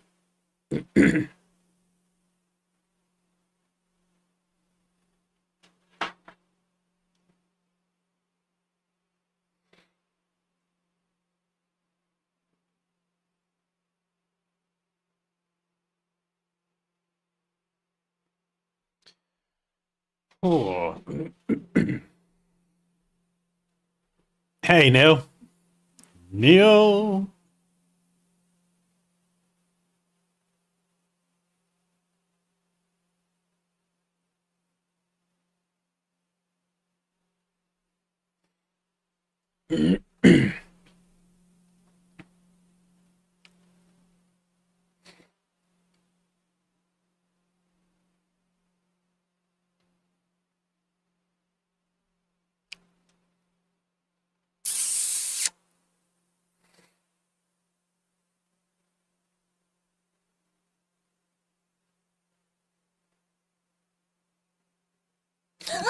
I had a British friend once. I asked for chips because I knew it was fries, and he gave me Doritos. That's funny. Oh. Oh, very good, sir. Just working on branding for myself. So, kind of logo, primary, secondary, however that ends up looking. Colors, fonts, style, illustrations, just the whole kit and caboodle. Badges. Yeah, fun old project. What are you laughing at? Is it in the Discord? What's happened? Just like pull Eli away from the microphone. Let me see. I'm trying.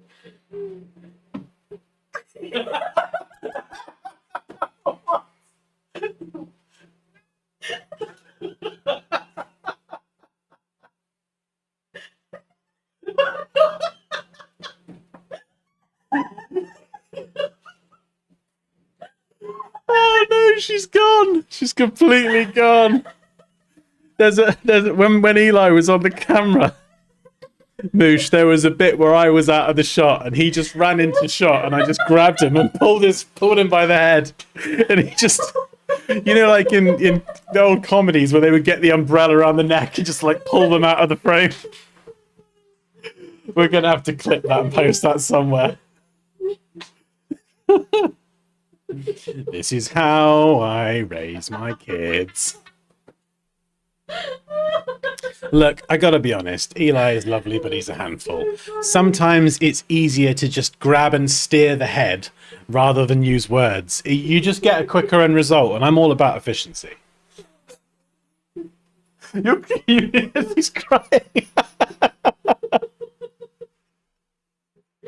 I did say, didn't I? Me and my kids have a very physical relationship. Just there's lots of inter-family violence in the loveliest way possible. Oh dear. Can we put that on a loop? That's so funny. Oh dear.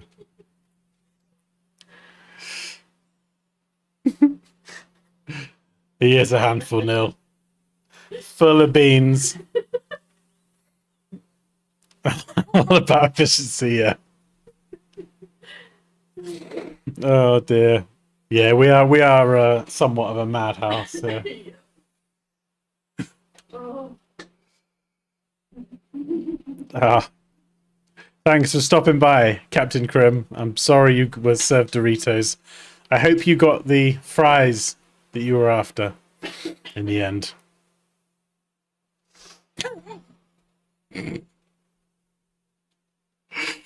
Oh.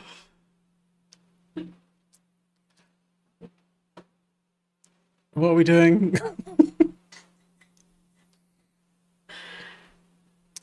Right.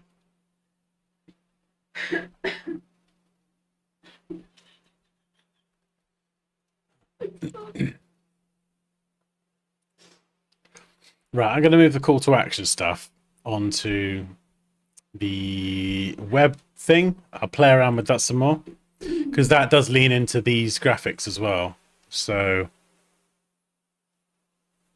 actually, that would be a really good one to switch it out to. Are you all right? If you calm down. Have you recovered? Come on, Poppy Love, pull it back. It's all right. It's okay.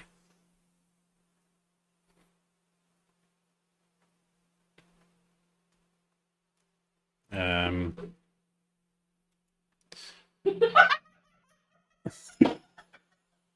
just put it in slow motion. You watching it in slow motion? I'm terribly sorry about this. You can probably hear her cackling in the background.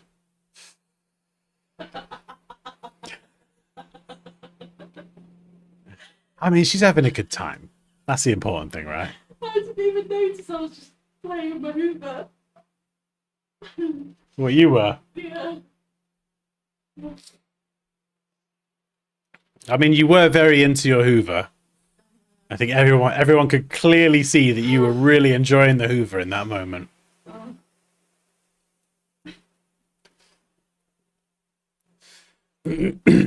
She's like, can you hear her in the background?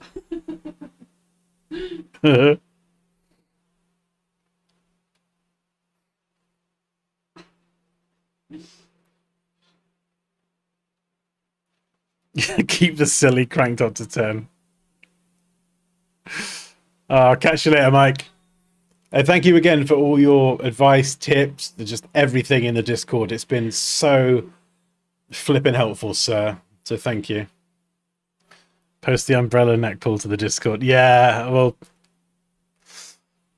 we'll post that video later, and then Child Protective Services will probably knock at the door.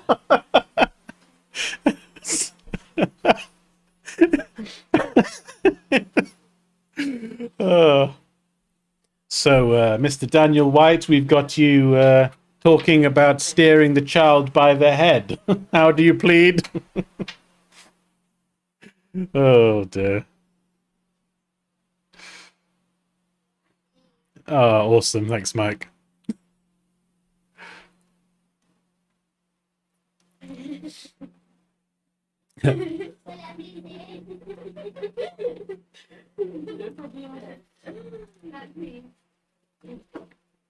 I feel like setting up most of this document actually came together quite quick over the last week.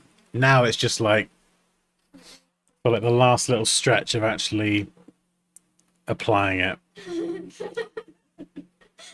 I love it. It's so much. Video in slow motion. This is cool though. This is amazing actually. I love this.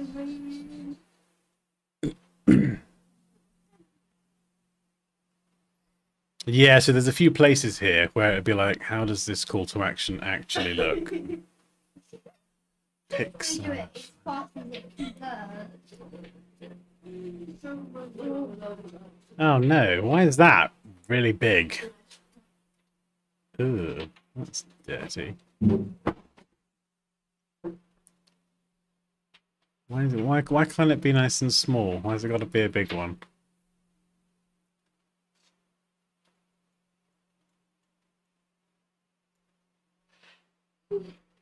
It's fine. We'll come back to that.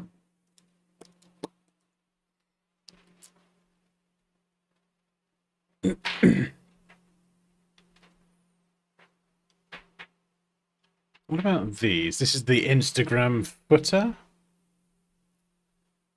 Pixelify. No, probably not. I think maybe we'll keep that legible.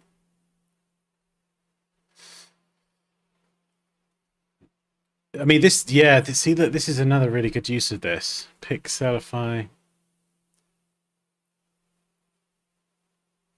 Bad logos are everywhere. So then I can use the, I think some places the pixel font works really well. Other places, not so much.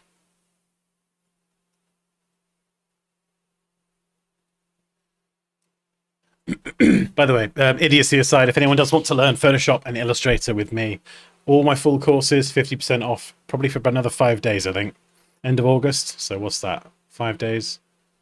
Something like that. There's a pinned link at the top of the chat.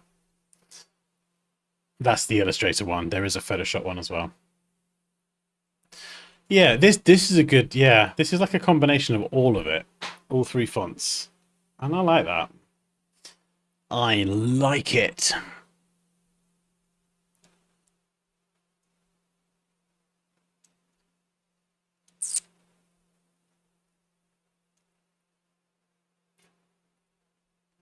Oh no, why have you got a stroke?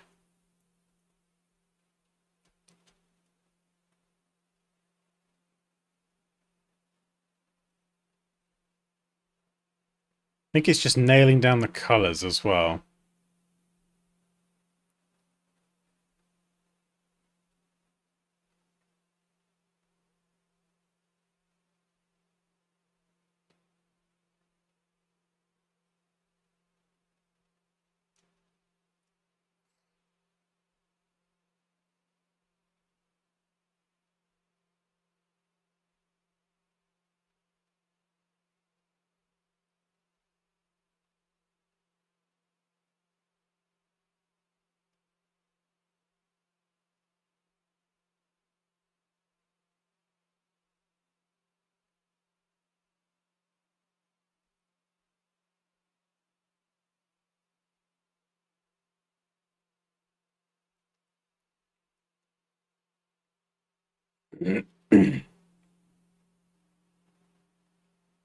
Yeah, so maybe in the text, actually.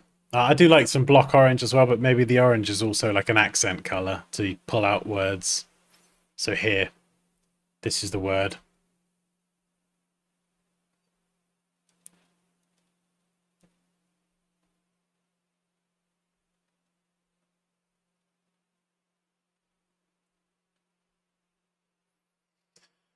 Oh, dear me.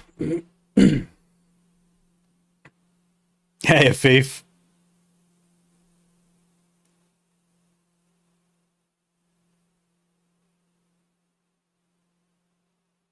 Ah, good to see you, Neil. Catch you later, man.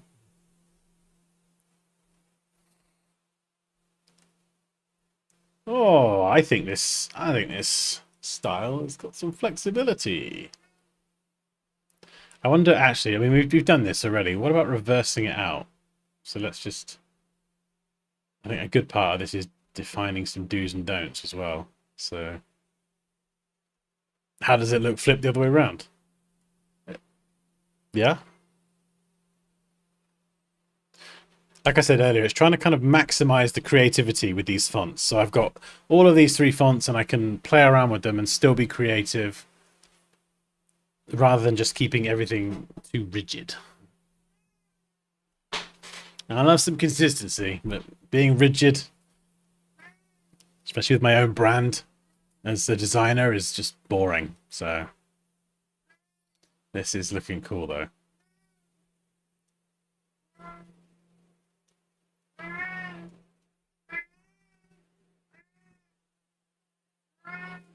What are you meowing at? Meowing at me.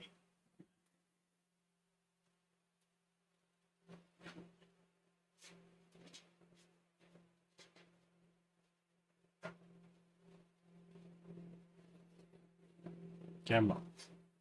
Oh, you big goose. You big goose. Yeah, you could hear him.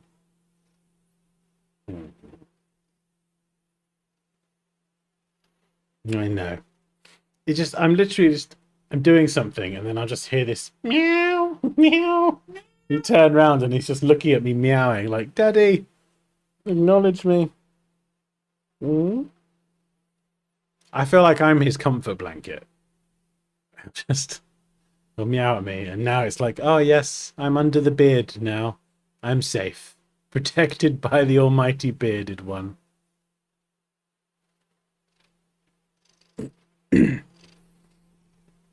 Logos are everywhere. Yeah, I think, well, actually, I mean, this is a good chance to play around with some of the weights because I did define a few different weights. Extra bold, I think light and semi-bold. So let's try the light variant and see how it looks.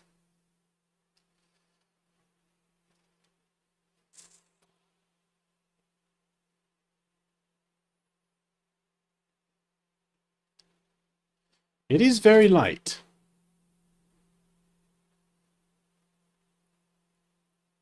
Yeah, maybe that's a better weight. So light and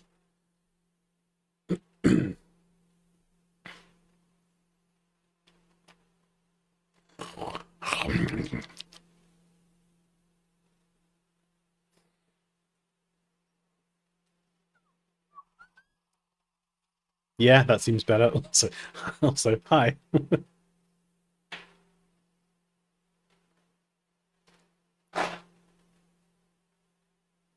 Yeah, and I could pull out the word logos as well, or have bad and logos. We're just sort of playing around, really. But I think this is a good. Yeah, I think once you've defined your colors and your fonts, and maybe if there's going to be like an illustrative style or something like that, it could be illustrations that make up patterns. I think a lot of brands probably would have something like that, or it might be the containers for text or whatever. It's a good idea to like have a page like this and just divide it into 8 or maybe even 10 boxes, and then just be like, okay, I'm gonna use what I've defined to create a bunch of graphics and things, and then you can obviously see how it actually works in practice. And then if you need to go and refine it, you could just hop backwards and forwards and refine that style with like a selection of real world applications as well, which is pretty good.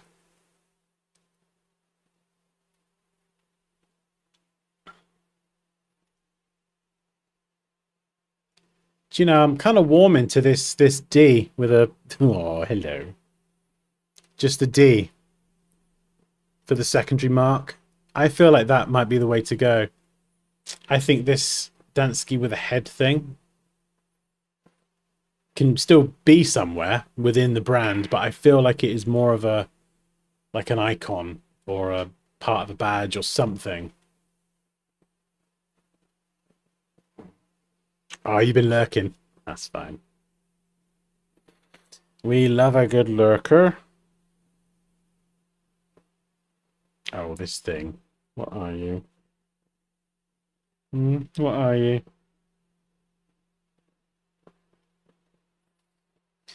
Just adorable. I know. He is the most adorable thing. What do you reckon to this, Pops? Obviously, your opinion is more important than any opinion here today as queen of all life on Earth. Yeah. So, full Dansky logo. You having that? I love it. Yeah, great. It's great. But then where I can't display that, we've just got the D with the line. Okay. That's like your secondary. Isn't it? Yeah, okay. Are you just saying yeah, okay at everything? No, it's just okay. It's not like, wow. It's just okay. He like fits the frame of my face really well.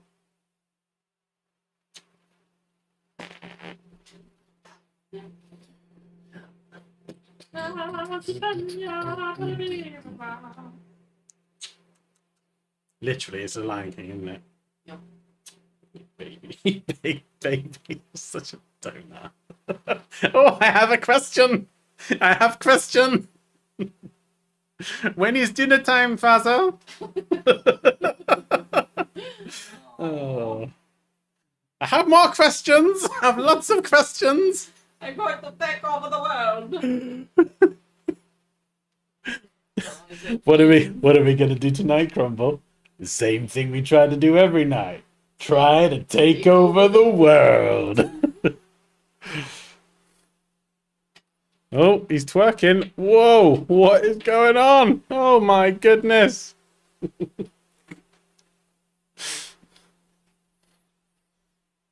Oh dear me.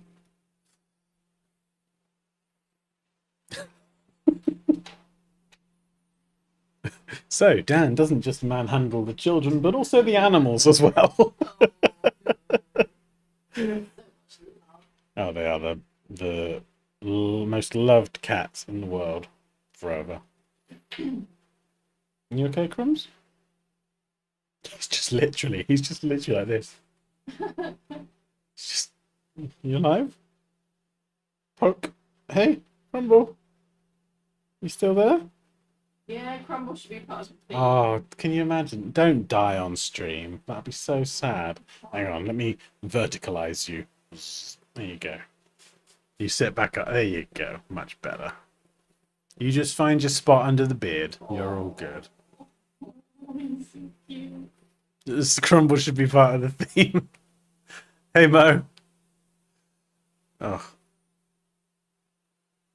Ooh.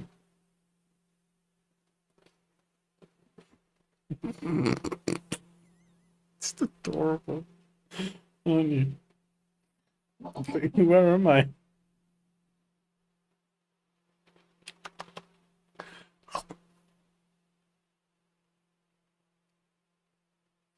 Oh dear. I do like that D actually. That is I'm warming up to it.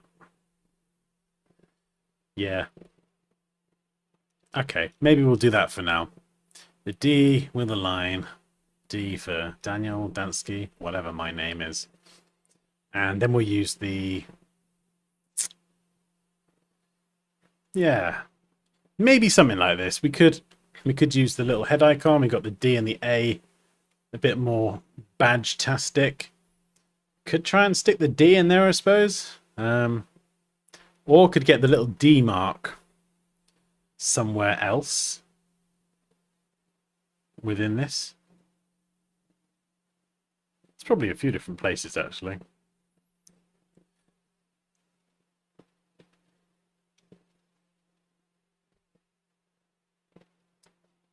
Yeah, and this emblem is something that's probably going to go on the certificate as well. In fact, we could even put the pixel font here as well. What do you think? What do you think, Crumble?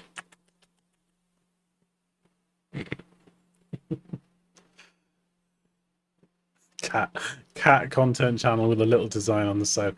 Yeah, we'll start another. Right, we've got a new channel now. New Discord. Just We'll call it Crumble. Crumble the cat. You okay?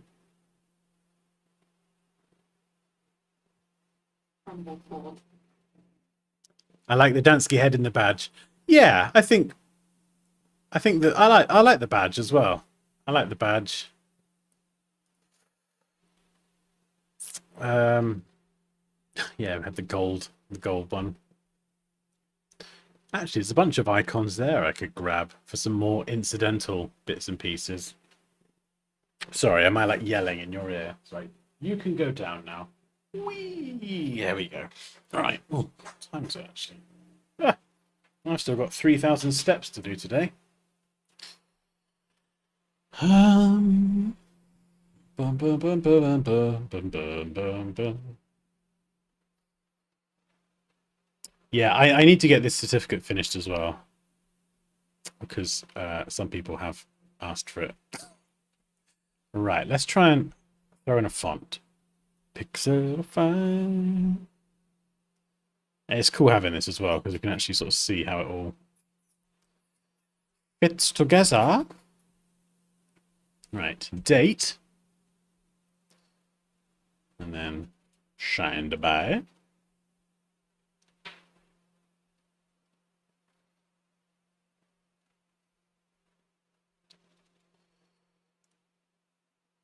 Do we have that in the pixel font as... Oh, goodness. Oh, yuck.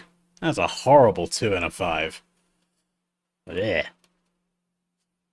Okay, maybe we keep that into... what about a box?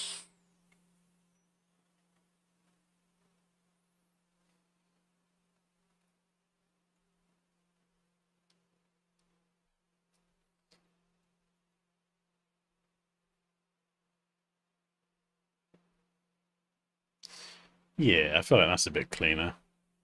And that's not actually my signature. I think whatever I do with that, I need to redo it. Actually, I wonder... Daniel White.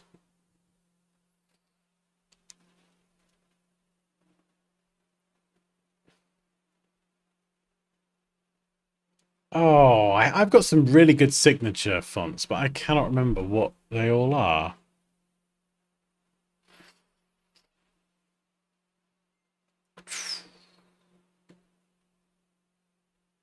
I think something like a font is a bit more like on the level. My signature's a bit all over the place. So we'll just try it with something that looks clean. Oh, is this it? Tail. What about, let's see, something like that. Oh, I know I've got another really good signature font. Does anyone else know like a really good signature font? Did you just spell your name wrong? Oh, Andrew! Shut up! I see what you're up to. I'm on to you, girl. Touché. Touché, mon ami. I'll get you next time.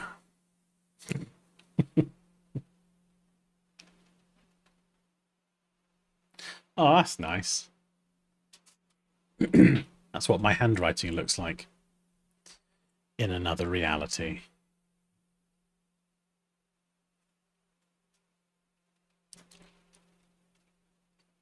Oh, I know I've got a Lush signature font somewhere, and I always think it's called Signature, but it's not.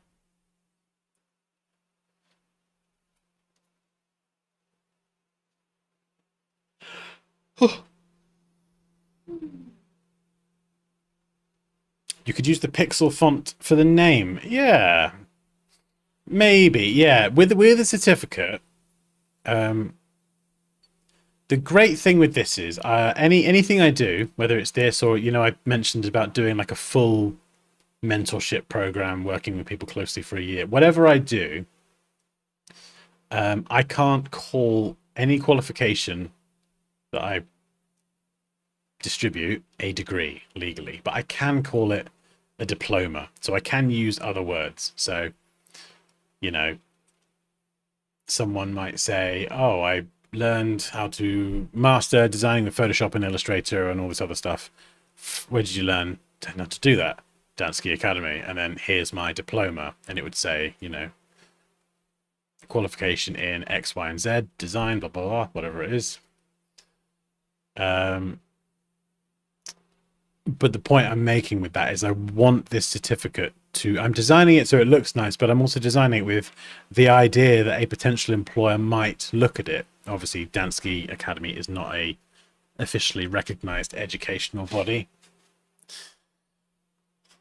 But, you know, a lot of employers that maybe, you know, maybe they would look at it and just go, ah, well, you got a good qualification in this, you know, Astrolight, that's cool. So I at least want it to look good for an employer. So using a pixel font for the name, I don't know. I'm not entirely sure if that's the way to go. This is cool. I like this. What does Dansky look like?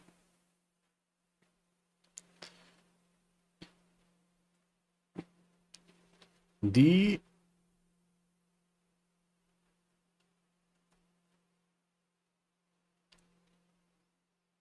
White, DP White. My middle name is Paul. Fun, useless fact. Mr. White, that sounds cool. But that's not my name. So we could do something like that. Just keep it all clean. I don't know. It looks a bit tidier than that mess. Oh, look at that flipping T. That is a problem. Oh, alternate T's. That's nice, but none of them are short enough.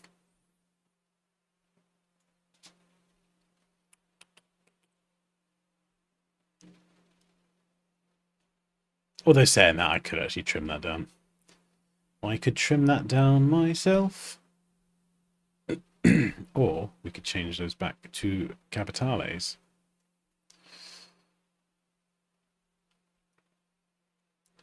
Or there's this version here that's a little bit more.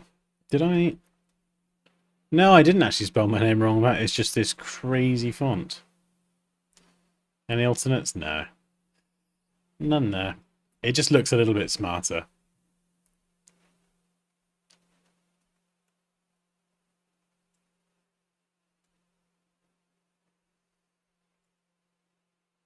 And it's black and white as well, so it's printer friendly. It's got the logo at the top in orange, which is kind of in accordance with the guidelines. Yeah,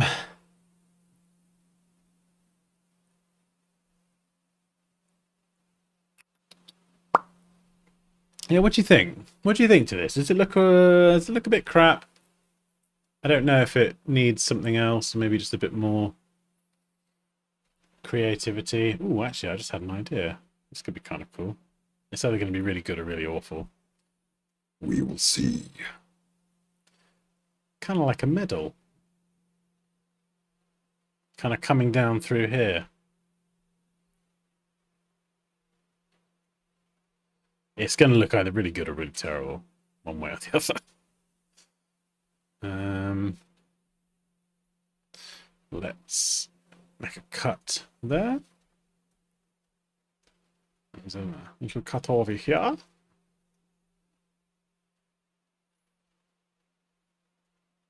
Oh, that could look kind of cool.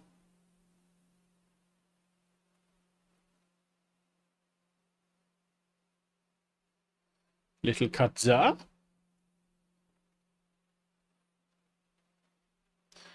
Could even, width-wise, connect it to this, so we'll match that width. It does lean into the linear style. The only thing that could be a problem is if someone's got an especially long name, but that's fine. We can just shrink that down to mitigate that. Maybe their name should be written as well. Tail cyan bold. Maybe in a font that is a bit more legible. But that could be quite nice to have the name actually written. Hey, Kea. How are you on this fine evening? Or evening? No, is it even? No, it'd probably be about midday for you. No, I know it's midday. I know it's the evening where we are. I know where I am. I've not, not lost the plot just yet. I'm getting close.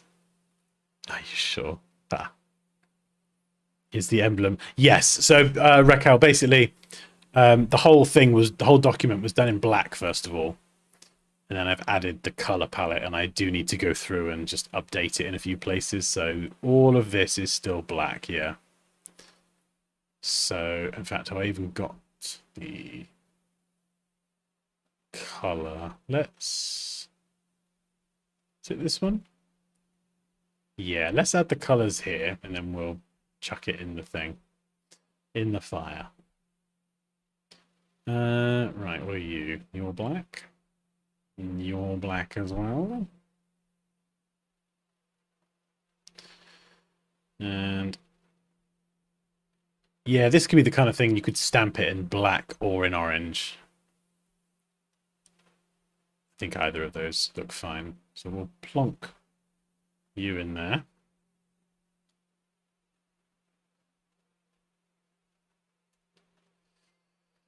Shrinky dinky.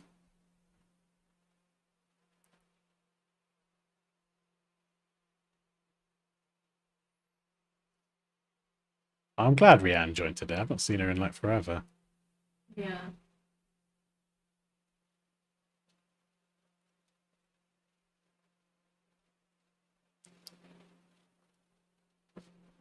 Yeah, that looks kind of cool. We could even add a sploosh of color to make it a wee bit more creative. In fact, let's define this as an artboard.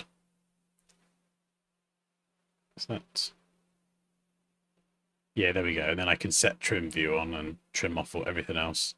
Get a proper look at the finished thing. Does that look good or is that crap? I can't really tell.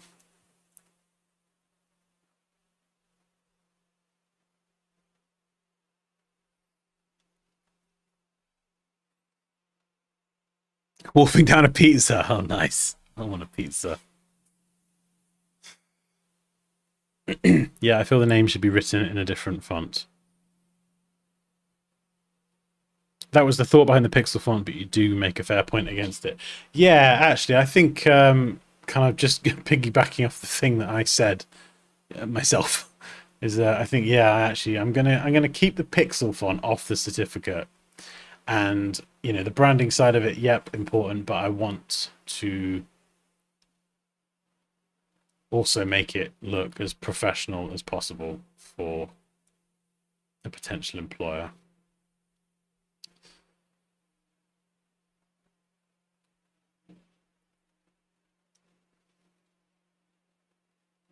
Yeah, so I feel like it's got to be a mix of looking good and looking professional. It's too much orange. What if you just make the icon of your head orange and leave the rest black? Oh, what, you think the whole thing is just a bit too much? I mean, we could just...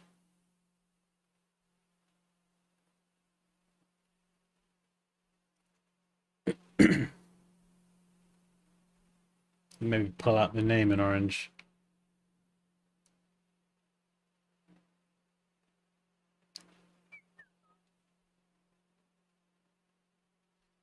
And this doesn't have to exist. It's just kind of intended to sort of act like a bit of a subtle representation of a medal, like an achievement, but also it frames this part of the content and then separates the date and the signature elements a little bit. So it is serving a purpose beyond just trying to look pretty.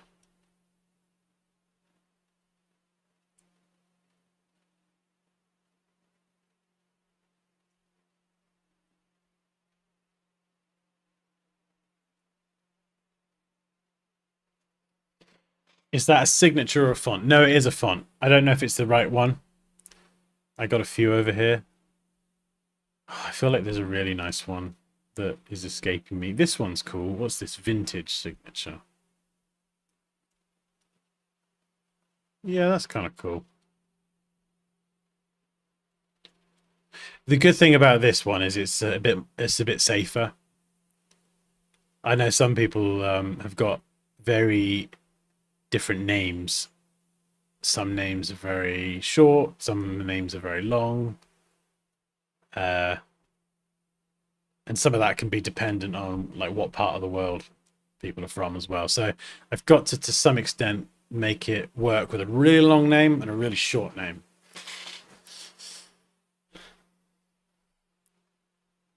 So I think that's a better font than the one I had before. I mean, I could look on Envato actually and see if they've got some others. Signature font.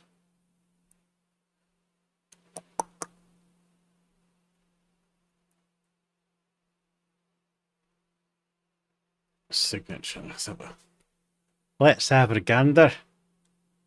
Right, I want something that does actually look signature-y. That is tasty.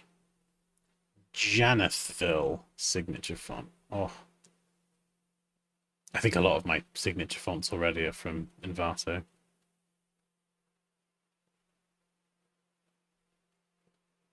God, some of these are flipping tasty. Ah, that looks familiar. Hillston. I reckon I got that installed. Oh no. Oh, I'm flipping out. We're gonna have to change that. I thought I had that one. Apparently not. Right, what we got? Janethville. Let's pop that in. Hillston. Ooh, sounds like a hotel. Darling, should we go to the Hillston? Are you saying something to me? Yes. Should we go to the Hillston? Why? What's that? It's a hotel. It's the Hilton. No, the Hillston. It's Hilton. Have you not heard of it? No. The Hillston. It's a new hotel. No, it's like a proper fancy hotel. Hilton. Yeah, you've heard of it, haven't you, chat? Everyone in chat's heard of it. The Hillston. Hilton Park Country Manor. That could be it.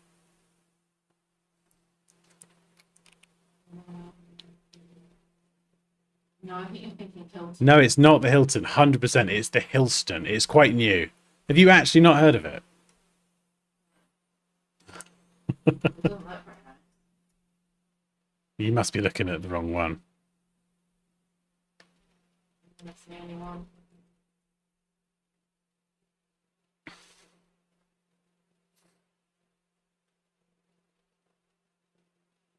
I can't believe No, that. you're wrong. All right. Well, have you heard of the Janethville? I can't believe that. So you've not heard of Janethville or the Hillston? You're winding me up. I used to be a travel agent. It's funny. I had a good time while it lasted. Yeah. Yeah, I was winding you up. They are fonts. They are in fact fonts. Yeah, no, I forget you did work as a you were freelancing as a travel agent. That's I know my hotel. I know my hotels, boy. Ain't no Hillston. I'm just gonna share a link. No, look, to, stop. No, just leave. the- Stop just it. in case anyone wants a good Hoover. Look, forget the Hoover. Like, No. I've got a course for Illustrator and Photoshop. You can shortcut years of learning. Forget the bloody Hoover. Sod off with your I Hoover. don't get any affiliate link or anything. That's just like a great Hoover on the house.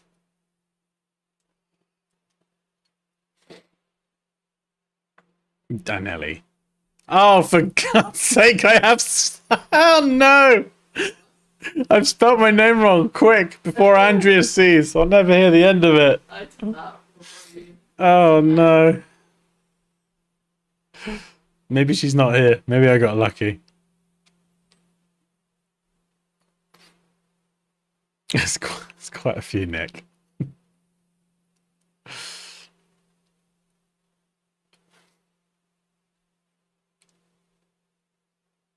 I think that's Daniel. Hey, my name's Daniel. Yeah. I guess she's looking alright. Looking pretty good.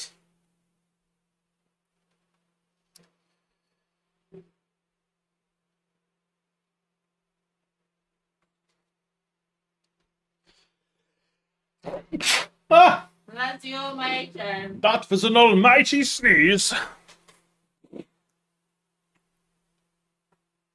I'm cooking, by the way. Oh, that's good. That's good. That's fine, Andrea. You keep. Wait, hang on. What? You're cooking? You're cooking? What the hell are you cooking? Oh no. Why aren't you cooking? Well, what? Hang on. Wait, what am I cooking? I don't know. Rice cakes. Yeah, pretty much. Although, I'm not actually eating a lot today. What have I had? Porridge earlier on. Porridge. Porridge! Ta-da! And jacket potato for lunch. Oh, More than me. well, what have you had? Porridge. Is that it? Wait, you don't eat oats. Yeah, I do. You don't. Yeah, I do. I make some. You don't eat porridge. Like, That's a lie. That is a falsehood. You're going to see. Oh, yeah. Please post a picture. Who? No, Andrea. She's cooking. Right. I want to see what you're cooking. How do I know that Andrea is a great cook? A kirker. No, I don't think Andrea does too much cooking. Oh. But she said earlier on, I think I posted a picture of something, and she said that she doesn't cook a lot, but she was sort of feeling inspired to cook. And I was like, oh, that's cool. Yeah. I love cooking, Andrea. I find cooking so relaxing. Sometimes, like, you can literally finish like a day. I mean, it could be like a stressful day, or it could be like a really, really long stream, and I'm like, right, I got to get up and do something. And then you just go into the kitchen, and you, instead of focusing on other things in life, you just like, right, I'm just gonna dice this pepper really fine and try not to chop off my fingers. Oh, onion. And it's just a really good thing to just focus on.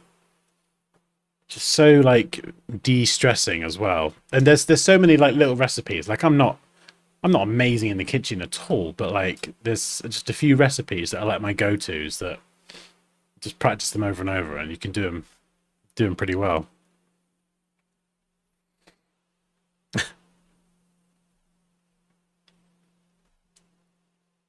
Welcome to Cooking with Andrea.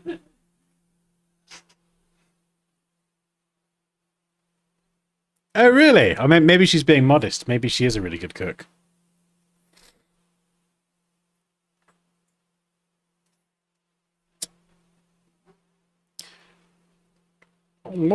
Is it possible to apply a gradient to only two sides of an object? Ooh, that depends.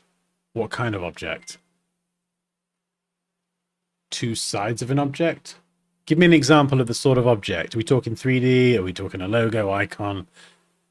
What are we talking about? How to improve in order to get a remote job. Learn the software, find the type of design you like, practice it, and build a portfolio and get feedback from someone who knows what they're doing. Let them guide you. Sorry, I'll calm down. I'm going to start just... Everything's going to turn into song. I'm going to drive everyone mental.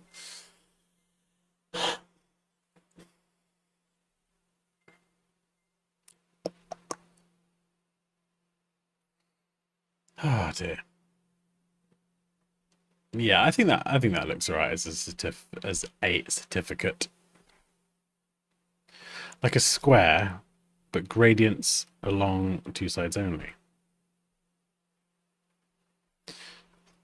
Both gradients along two edges facing in.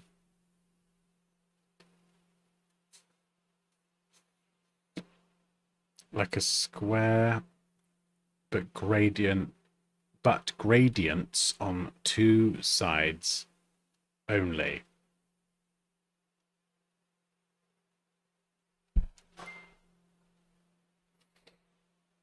Oh, I think I know what you mean. So going to transparency in the middle. You tell me if I've understood this correctly. There's a good chance I haven't, just to pre-warn you. Don't get too excited. Let's all calm down. But there is a chance. So, okay, gradient on two sides. So we're going to have a black on one side. So we'll put, well, we'll pick a nice, there we go, sewage green on one side. And then we'll have a beautiful magenta on the other side. So what you can do is set the middle to 0% opacity, and then you do have a gradient on both sides going towards the center, but the middle is transparent, and then you can adjust the angle if you did want it to be like 90 degrees or something. Is that what you're after? So you do have a gradient on both sides, but then the middle is transparent. Hopefully I've understood that. Do you find it kind of hilarious that many designers will say don't use free fonts because they're everywhere, and then they use Helvetica, Gotham, and Proxima Nova, which are also everywhere? I think generally a lot of people say a lot of things. That doesn't necessarily mean we need to listen to them. For me personally, I like to listen to everyone and take everything with a grain of salt and just run it through my brain. Because I think in generally, like in life, it's very easy to get a lot of advice from a lot of different people, but you can't, at least for me personally, I don't take it all. I listen to everyone and give everyone a fair, like give them the time of day, of course, but I don't necessarily action everything everyone says. Otherwise, you're not making any decisions. You're just getting kind of pulled around by other people's opinions. So, I mean, you know, for me, it's not like should you or shouldn't you use free fonts. I would want to drill a layer deeper. Well, why shouldn't I use free fonts? Oh, because the quality's bad, for example. Okay, well, I'll find what if I find a free font that is of a good quality and has been well kerned and all this kind of stuff? That kind of negates that opinion, because, you know, the question doesn't become about should you use free fonts and blah, blah, blah. It's actually a quality font, which can be free, it can be paid. So, sorry, that's how my brain works. It's very logical, and I like literally unpack everything. You don't care about my opinion. Of course I do. Of course I do, you cheeky sausage. I think it's don't use free fonts so you don't get sued. Yeah, again, exactly. That's like, there's more context there. With free fonts, some are like good for commercial use, some are not safe for commercial use, even though they might appear like they are. How much time should a beginner spend learning a day? Oh, that's a really good question. It's quite hard for me to answer. I mean, like, you could give an answer like as much time as you can. I mean, I think if you're able to, like, could you commit half an hour to an hour a day? Because that would be what, 7. If you did a bit more time at the weekend, like aim for like 10 hours a week.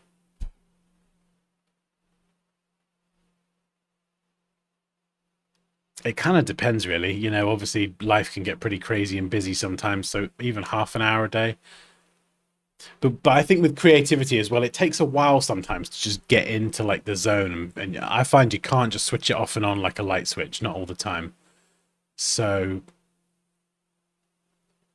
you could do some little bits and pieces throughout the week, but if you've got time, maybe at the weekend or in the evenings where you can block out time to really focus on something and just get into like a more creative space, I feel like that would be better than just little tiny bits throughout the week. Like, just try and block out some time for you where you can just really go for something, you know? Exactly, yeah. If it's free or paid, it's not, you know, does it serve the purpose? Can I legally use it? Is it good? As much time as you can. Yeah, 10,000 hours before you're an expert. Goodness me. Oh, hang on. I want to see how many hours if I go to ChatGPT, hang on. Right. I've been designing professionally since, well, this is tricky because I did kind of start when I was younger, but proper professionally, probably like, I don't know, 2005-ish. I've been designing professionally since 2005 and running a design business part-time since 2010.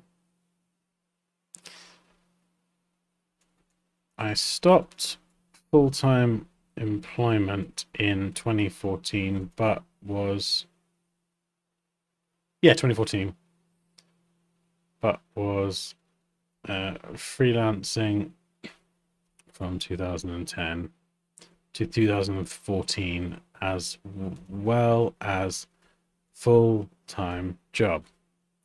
In 2025, roughly how many hours have I worked?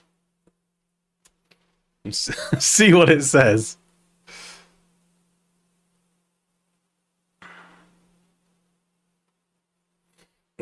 All right, let's carefully work this out step by step. We'll treat this as a rough estimate. A typical full-time designer works about 40 hours a week. So yeah, when I was working full-time and I was running my business, I was working about that as a full-time art worker, then web designer and blah, blah, blah. And then I was working evenings and weekends running my business. So it was pretty, I feel like that's why I'm in the position I'm in now with the second channel, feeling completely mentally and physically exhausted. I pushed it pretty hard much earlier in my career when I was in my 20s. And it was good because it then meant I could quit my job, and it's kind of created other opportunities now. But like flipping it, like sometimes just you finish work as a designer and then go home and spend the evening designing stuff. It was, and sometimes the weekends as well. Like it was, I was burning the candle at both ends quite a lot. Holy shit! Oh wow! Total estimate 2005 to 2025, approximately 42,000 hours.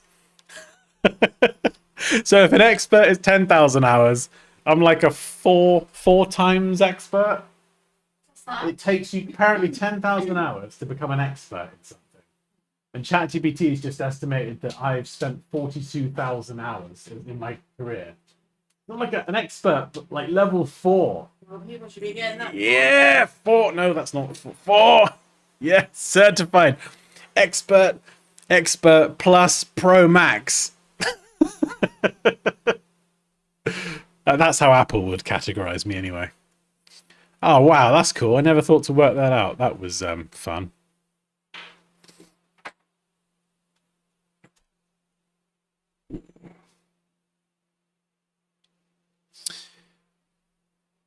Both gradients can be the same corner, just need it to fade. Oh, okay, so you could play. Oh, you could actually use freeform. This might be what you're looking for.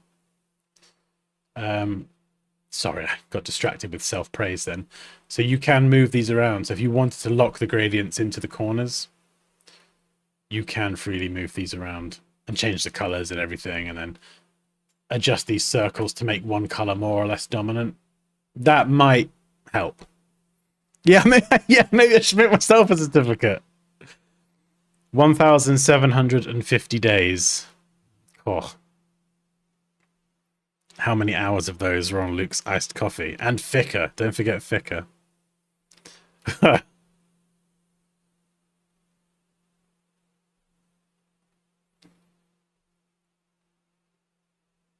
Oh, that's... Yeah. It's probably not exactly 42,000, but considering how much I work and love, and design is like something I do for fun as well. Sponsored by Costa Coffee.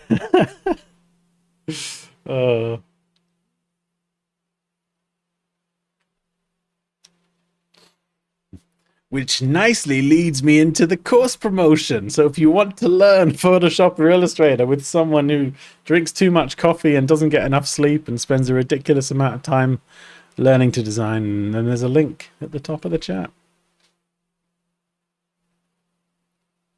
Oh no. Yeah, freeform is you guess. So in Illustrator, you don't have as many as Photoshop. Photoshop, you've got a few more gradient types. Illustrator is linear and radial.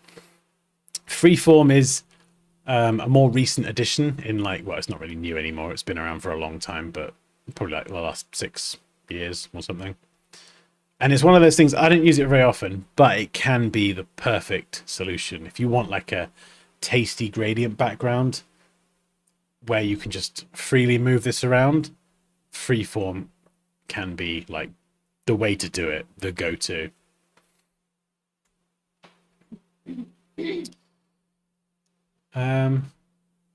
Yeah, wow, this has actually been really productive. I'm excited to carry on with this. And then I've yeah. Oh, what do we think on the colors as well? Like the orange, I'm pretty set on because obviously my hair, and I just love super dry. So I was like, yoink, ha. This color in particular, it's like I don't even know what you call that color. I tried to guess navy and indigo earlier, and that was way off. But whatever this bluish color is.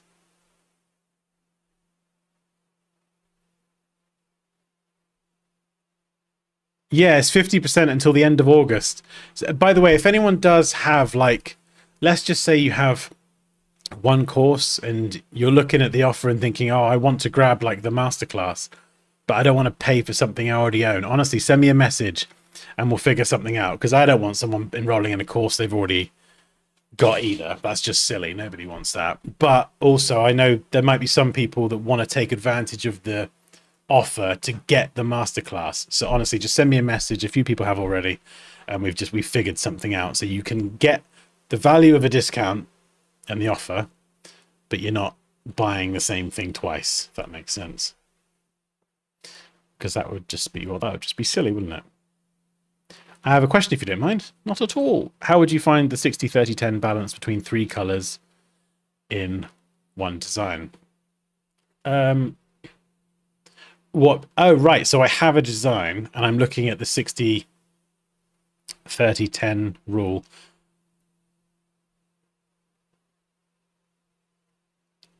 I mean, it depends on the design. This was one application that did come to mind. And I think 60-30-10, I think it can be very useful as a guide. I wouldn't get too hung up on it. It's honestly something that I've not really ever used much throughout my career. Like as a rule, I probably do it subconsciously on some level. There's a lot of there's a lot of theory that I think is maybe useful if you're new to design, and it's like, you know, what is a good ratio of color to use? I think because I didn't go the university route, there's a lot of theory that I always felt like I missed out on. But in exchange for that, I just got a lot of very hands-on experience, and I just started like designing things and looking at stuff with my eyes and going, yeah, that looks good, that looks bad. And then over time was able to articulate and explain why it was good and bad by learning a little bit more theory. But I've never been very like theory driven. I've always been very like hands-on practical application, if that makes sense. I'm just trying to think of a good example.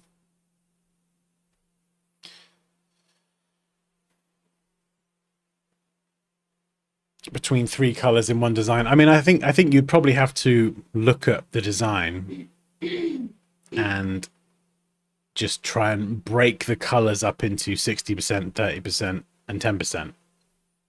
Because it's all about percentages, right? Those values equaling 100. So, you know, if I were to look at this design, I know this is just 2 colors, but to me, I would say that's probably 80-20 or 85-15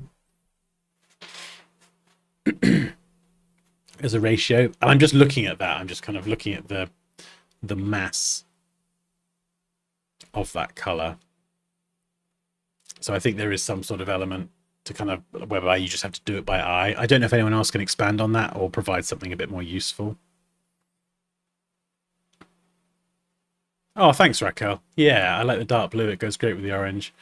Yeah, I think it's a really nice palette. I did want to just keep it to one accent color like the orange, but I just felt like it needed like something else. And maybe something a bit lighter as well. Just so it's not just like, let's try and make something cool. I want it to like feel approachable as well and friendly. And maybe that's something that could be done a bit more down here.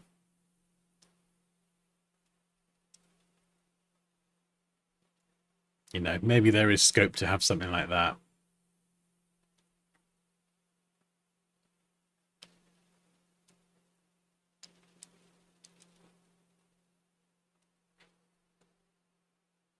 Petrol blue. Ooh, nice. What do you look for in a font when judging if it's quality or not? That's a really good question. One of the immediate things that jumps out to me if a font is bad. Right, I've got a good example, actually. I got a good example. Because this font is... I love the font. But the execution... It's called Blocklin.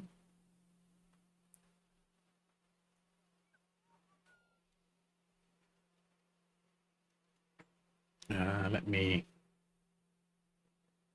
convert it. There are definitely other examples. This font is really, really good. If I try and type something, let's type a word and see how it looks. There we go. Fantastic. Right. This is a good font. So the letters haven't been kerned correctly. So you might be able to see this if you've got a seasoned eye, but you can see here the spacing between the A and the N is a lot wider than the N and the D. So this hasn't been kerned correctly. You need to bring these two letters closer together, but you've got to push these letters a bit further apart. Same over here, H and the W. Same over here, the S is way too far away from the other letters. That is the first thing that will jump out to me. Same with the W, too far away from the erd. So, and I remember trying to use this font before and I did love it, and it's got like a cool grungy version, but the kerning was off. That's the first thing. The other thing is the curves. Yeah. So this font might actually make a really good example. Let's convert this to outlines and we can go into the geometry of the shape. Yeah. See, look at this. Now I don't know. Maybe this is intentional. Maybe it's got a hand-drawn style. But you see the curve here at the top, on the left and the right? They ain't the same. And maybe there's a good reason why, but I think for this particular font, the fact that a lot of these areas here are straight lines, even these curves here, they're not nice curves. And they're inconsistent. Look at this. See the geometry? Way off. Way off. This is just, to me, I wouldn't use this font. You could to be fair, you could probably get away with it if it was something like there is a, where is it? Blocklin Grunge. If you were doing this for a poster, you could probably just, you know, fix the kerning, sort the letters out, nudge them together, and then go, yeah, actually, that's good. If it was a title, you could probably do that. Those other little details, you get away with it. For something a bit more high profile, for a big brand or business or whatever, I don't know. I would be cautious. But like for a lot of things, a lot of things you would get away with that. Yeah, sure. So those are the two main things that I'm looking at: the kerning and how the letters are kerned with different characters in, and also the quality of the letters and the consistency of the corners, the curves, the different parts of different letters when you zoom in like 50 billion%. You know, if it's going to be like a hand-drawn thing or like a cursive typeface or whatever, yeah, you're going to get It's not going to be like everything super consistent like I always obsess over. But something like this, that is a clean sans serif style, caps condensed, pretty straight lines, those curves should be more consistent with each other, and they're just not. So that's usually the two main things that I will scrutinize when I'm sort of looking at a typeface. Oh, and also the characters. So sometimes, you know, like this one here, it's unfortunate. Sometimes you'll go through, where is it? Some people might like this. Some people might hate it. I mean, I don't like it personally. I hate this, actually. The whole numbers thing with little numbers, and some numbers drop down below the baseline and some numbers are higher up. I hate that. There's a historical reason why I think it's crap. I don't like it. Just make the numbers the same size, please. Yeah, maybe if it was like a more traditional or serif font or whatever, like, you know, Baskerville. Maybe, but oh no, that's fine actually. I'm thinking of another one. Maybe Bodoni. Oh, yeah, there we go. I hate that. I don't like it at all. Like, it's just meh. Nope. That's more my jam. And if you've got like a sans serif one as well, just looks flipping weird. Maybe it's just me on that. Or maybe you look at the W here and go, oh, I don't like the W. So there might be like one character in a font or a few characters that throw you off, that really put you off the font.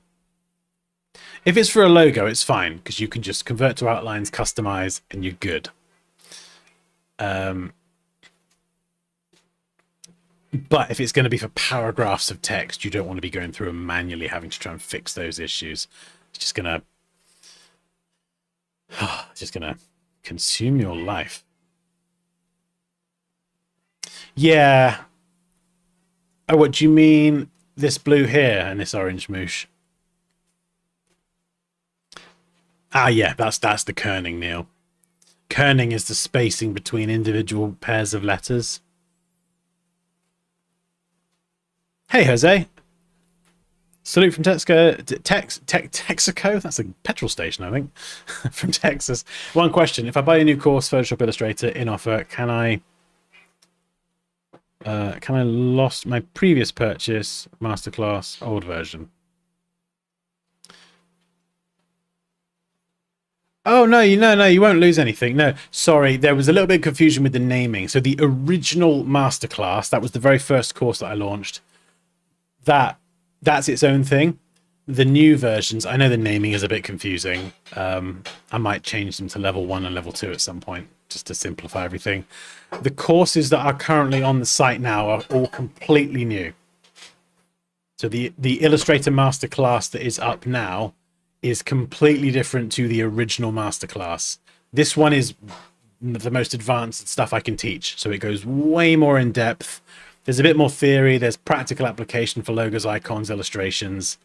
So yeah, if you want to learn essentially the best of what I can do with the software for Photoshop and Illustrator, the masterclasses go to that level.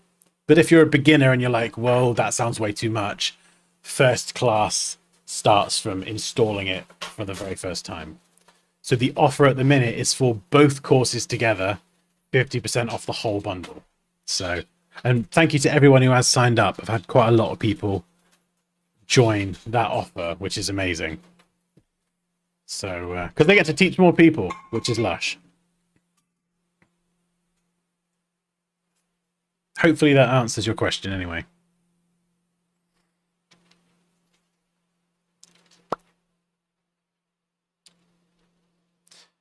Looks untidy. Oh yeah, was that the... Yeah, it does. I think it may be a personal preference, but it's just something that's always driven me insane. Oh, you're welcome. If you've got any other questions, Jose, or if anyone does have any questions about the courses, or you're not sure or whatever, just send me an email here and I will fire back a reply. What's the best generally used font type for minimalist logos? Sans serif. this sort of stuff. So you've got your sans serif, which is like this. Sans is without serif, and then you've got your like serif typeface. The serifs here, we cover this in the Illustrator masterclass, by the way. In fact, we do this in the, I feel like we might do it in the Photoshop one as well. Definitely Illustrator masterclass. There's essentially a lesson on the anatomy of typography. And you don't need to know every part of every letter, like it's not a test. But it does help to learn a few things in particular. And serifs is definitely one of them. If you want to get into customizing type, that's something we cover as well. Customizing existing fonts, very useful for logo designers, especially if you're not a typographer. And doing custom lettering from scratch, that's something else we cover. But these are the serifs here. So the little kind of little bits and pieces, the little feet. These are your serifs.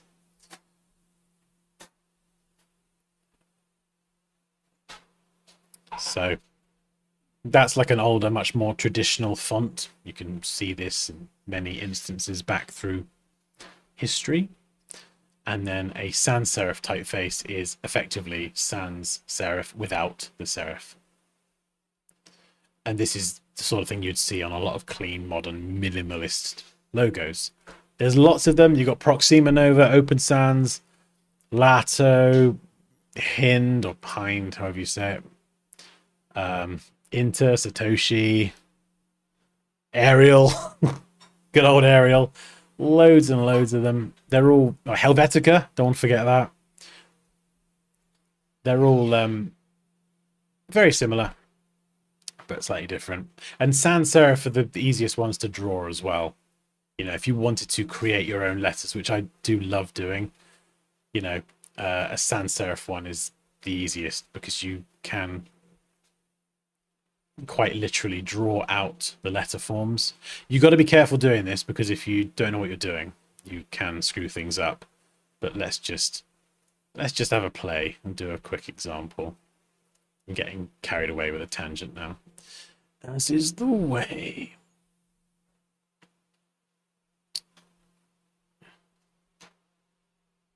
So we could do something like that.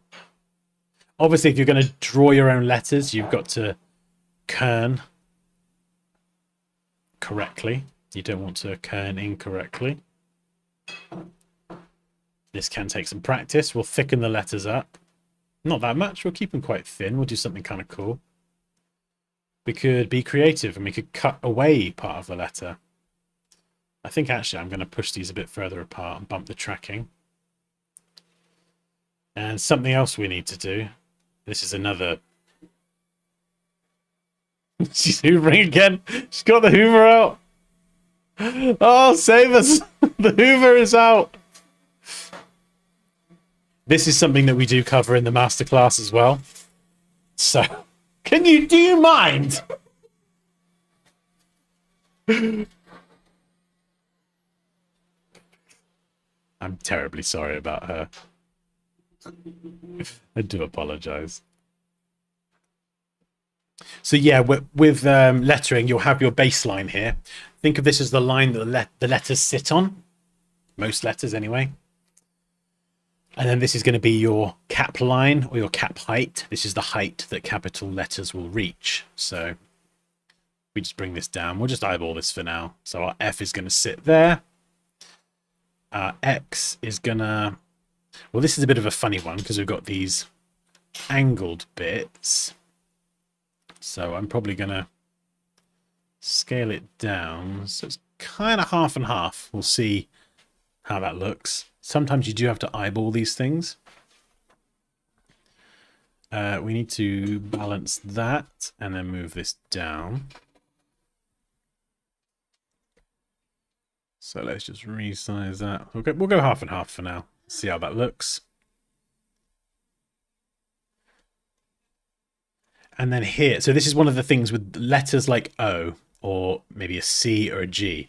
If you try and line everything up to the cap line and the base line, as you can see I've just done here, what you'll find is that the O or the C or the G will look smaller. And obviously letters looking different sizes will look weird. Let's put the F back for now. We'll make it a normal F. So the letter, one letter looking like the X looks massive and everything else looks smaller. So what you have to do with, and there is a name for this, it's something Mueller and I forget it. You have to push letters with these curves beyond the cap line and the baseline. So you have to just push it outside of that a little bit so that optically or visually the letters appear the same size. Now obviously the X looks too big. And this is something that does come with experience, just eyeballing it. And if you want to check your kerning or your sizing, zoom out.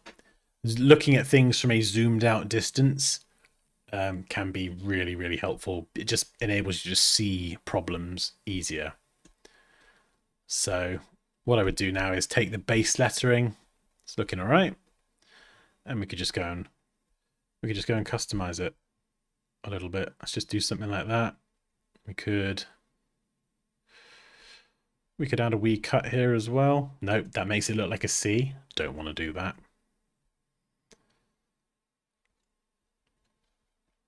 And we've set this all up correctly, so then we can go and adjust the weight. So we're doing this all as an editable stroke rather than working with shapes with a solid fill, because otherwise you changing the width of things is very tricky. It becomes very problematic. Whereas here you can still go and adjust things. Oh, that looks kind of cool actually. And then we could even do another version. This is great if you want to design your own custom letters with different weights as well. And there's a plugin called Font Self, which can turn your letters into a live font, if that's the sort of thing that you are interested in. And then I've kind of broken it here actually, but I was going to make a more condensed version, but I'm just trying to speed run it and I broke it. But actually designing your own letters is relatively easy if it's a sans serif font. But the best thing is if you are doing something like that and you're a course member, just if you're not sure, send me a message, send me a picture, a DM, an email, whatever, with your lettering. Because a lot of the time I'll be able to look at it and go, yep, that's good, fix that, move that closer, adjust that, that looks weird.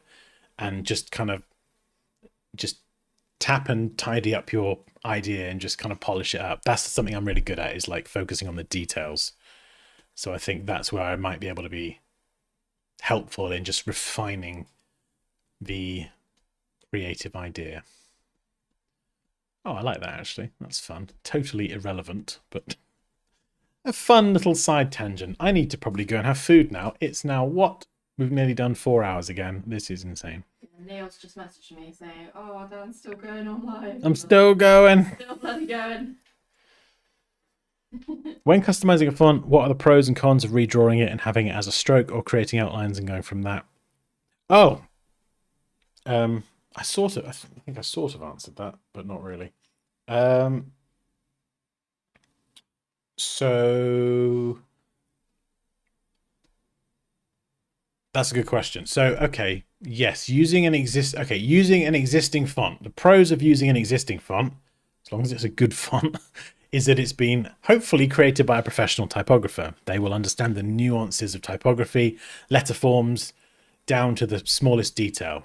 So you don't need to know any of that. You can take their font and very cautiously customize certain elements. So you can create something that is custom, but you don't need to be a typographer, which is amazing. Whereas, you know, if I was trying to do like a script font from scratch, I'm not a typographer. I'm going to find it hard. But for me to take a script font that I really like, that is close to what I'm looking for, and just make a few little tweaks here and there to maybe change a letter I don't like, or just tweak something and make it look a bit more custom. Kind of like what I did with the Fox lettering just then. That's something I can do, and then you end up with a custom end result, which can be really useful for logo design. doing it from scratch, if you can do it, is good, because you then have full control over all of the stroke properties. Whereas if I were to take a font, see, this is the downside. You want to work with strokes in Illustrator. If you convert to outlines, this is all a solid fill. So this is not a stroke. I can't change the width of the letters or the weights or anything. I can't do that. You can be cheeky. You can add a stroke weight to it, and you can sometimes get away with just chunking the letters up a bit. If you find a font you like and it's not bold enough, you can just bump that weight up. Usually it won't cause too many typography related shenanigans, bad shenanigans. But yeah, that is one trick you can do. But sometimes if I'm looking at it, I'll just go, do you know what? I'm going to redraw this. I'm going to redraw the letters, just because I then have control over the stroke weight, the curves, and it makes it easier for me to customize.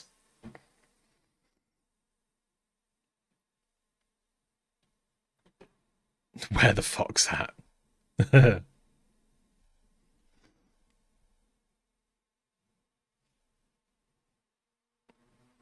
What's the best method?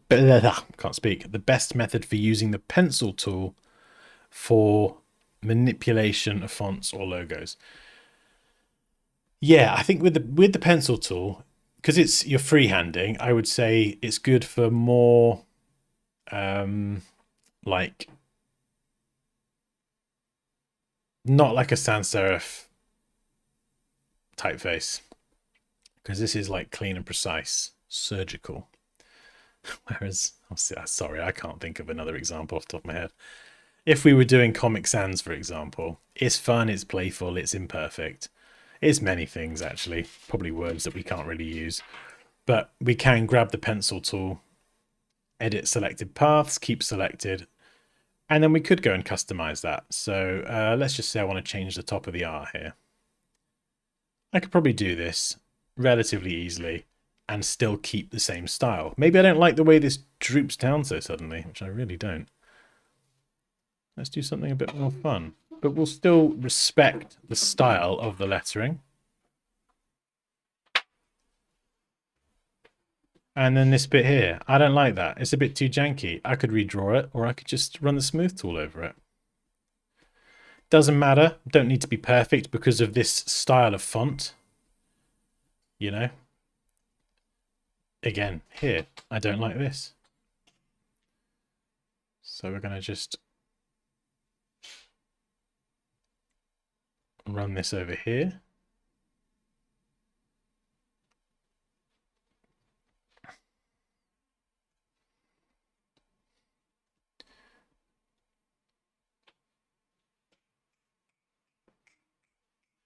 And just keep doing it until I get something that I like. And you see, I didn't really change too much of the lettering there. Like this bit here, it kind of comes in. So that tapering is like, that is important with a lot of letter R's. You'll see it get thinner to that point. I just added my own kind of curves and took a few liberties. Or I might decide, actually, do you know what?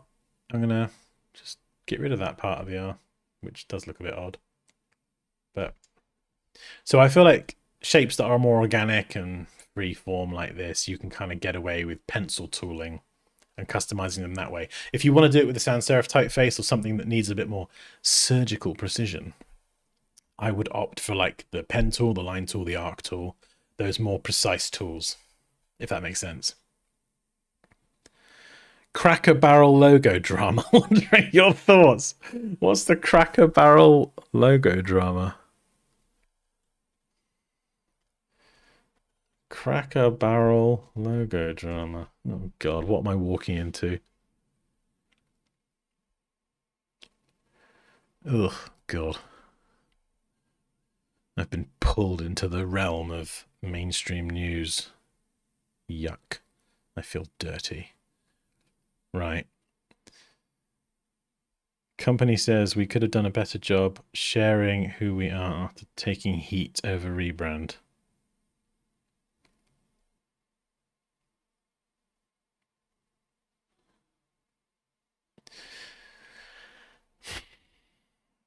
So what's happened? It's a big old long article, and I don't watch, read, or consume any news media if I can help it. So what's the TLDR? Is it like a before and after? What? Oh, here we go. There's a picture. Hang on. I'm not familiar with it. We don't have Cracker Barrel in this country. It does sound familiar. They got them in Louisiana. I feel like I've been to a Cracker Barrel. On Cracker Island. I feel like Vicky's mentioned it. I must have been to a Cracker Barrel.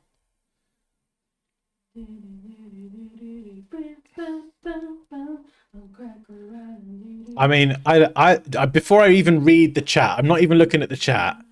If you said to me, "What is your opinion on this logo rebrand?" I'd say, "Yeah, I flipping love it. It looks great."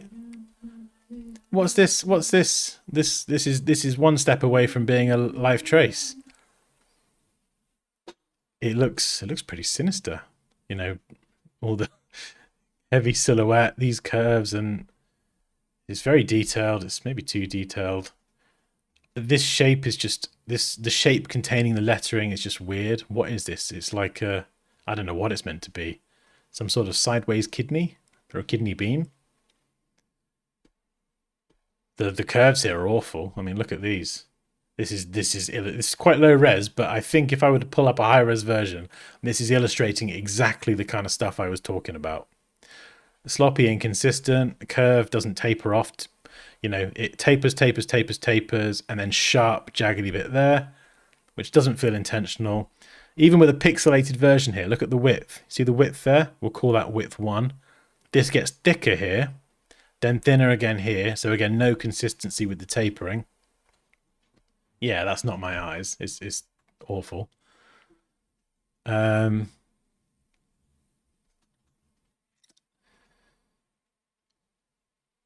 This part of the A, feel like that should kind of level out here, but mixing, yeah, mixing lowercase and uppercase can work sometimes. But yeah, I think the letter forms. I feel like this tapers off to a fine point, rounded corner. I don't know. Yeah, I'm not a. I think it just needs the C here. I don't know what this is. This elephant trunk crap here. Sorry, I'm gonna piss someone off now. This just, what is that shape there? And then it, yeah. What I'm trying to say is I feel like the letter forms here probably need some sort of polish. Whereas this is kind of more my style. It's just clean, contemporary. The letter forms themselves feel like they have a more consistent treatment of the curves. The little kind of serifs here, they have a consistent treatment. The kerning feels tight. Yeah. So that's me before I even look at the chat or anything. That's just my raw, uneducated opinion going into this. And I don't really know anything about Cracker Barrel. They left the barrel and got rid of the cracker. Wait. They left the barrel and got rid of the cracker. How do you mean? Have I missed something? We got them here in Louisiana. Oh, hey, Mark from Louisiana. I flipping love Louisiana. I love it.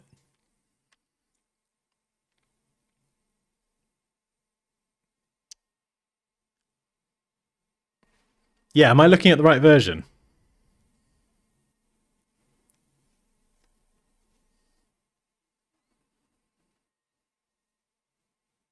And the food, I can't remember. I must have been. I swear Vicky said Cracker Barrel before.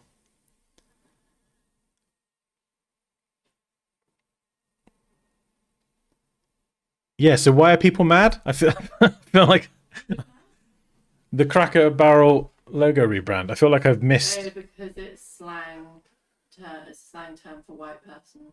What, cracker? Yeah. But it's always been I mean, it's also a thing that people eat. A cracker that you have with cheese. Oh, yeah, really? Oh, shut up. No. It's always been Cracker Barrel. I mean, I don't know. Is that what the term was always? Cheese and crackers. Was it okay, well, was Cracker Barrel historically about crackers as in like the little biscuit things? Or was it about white people? Fuck you now. Really? Oh man, I gotta tell you, the letter forms are causing me more drama and disturbance internally than the name. I don't give a shit about the name. Like, just like, man, like the improvement in the letter forms. Oh dear. TLDR is old people food trying to appeal to young kids, and they took away all of the personality of the logo. Oh, I was joking. Crackers old people food. I don't know. I love crackers on cheese. I'm just thinking about cheese now. The logo here, this reminds me of like what is it? Is it like a beer? Like a lager or something? Thing there. I swear there's like a beer or a lager or something, like a Stella or something in the UK that reminds me of. I'm just thinking about food now. Oh, that was fun. Yeah, let's find more logo design drama. Let's find, not for now. Maybe every stream we could try and find some logo design drama. That would be fun. Because it's also fun to weigh in on it without knowing anything, because then you just get my completely raw opinion as an uneducated idiot, not knowing anything. And then I can just, realize if I've offended or upset anyone. And that's fun. Chicken with corn and green beans. Oh no, that sounds a bit too healthy.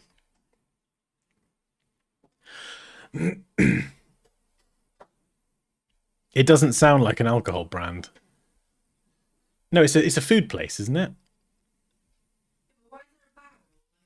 I don't know. Why is there a barrel? See, I don't know anything. You wrote something about the Amazon logo change when at school. Oh my goodness, I can't even remember that. Were you singing Cracker Island just then? Yeah. Oh no. Yeah. That song. Eli is obsessed with that song. Cracker. You put Cracker Island on by Gorillaz, he goes mad. Oh yeah, you did link it. Yeah, he.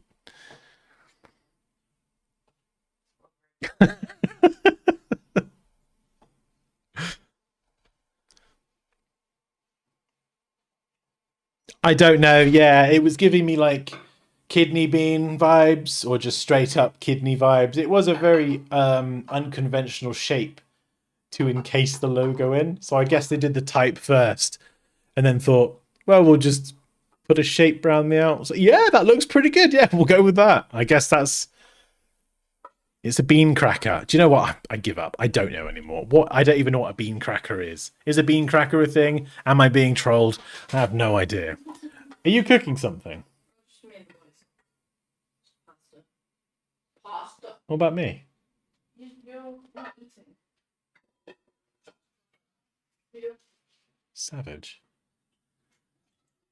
Savage. I don't know where I am anymore, Raquel.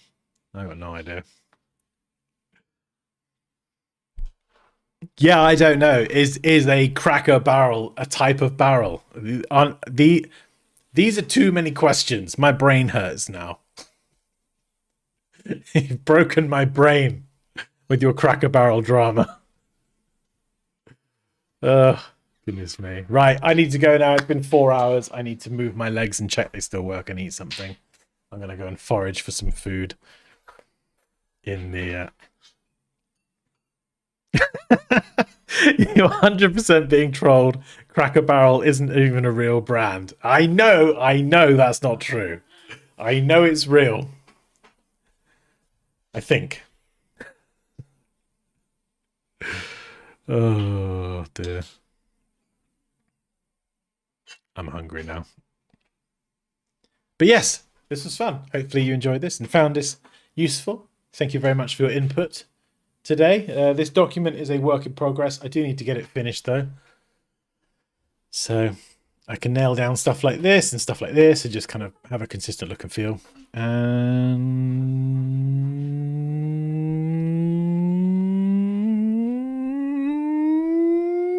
yeah, that's all I got.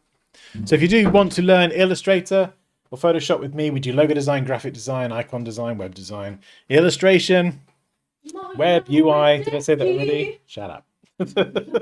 All sorts of different types of design, beginner to professional, all the way from start to finish. 50% off for 5 more days. So if you are thinking about it, oh, I was going to say don't miss out then. I nearly went into Poppy promo mode then. What's that? That looks amazing. Oh, I want some food. Ah, right. Good fun. Good fun. Catch you later, everyone. Have a fantastic have a fantastic Tuesday. Yeah, that sounds nice. I'll run the trailer now if anyone is curious about the courses, and you can get a little cheeky glimpse at what is included. See you later. Bye.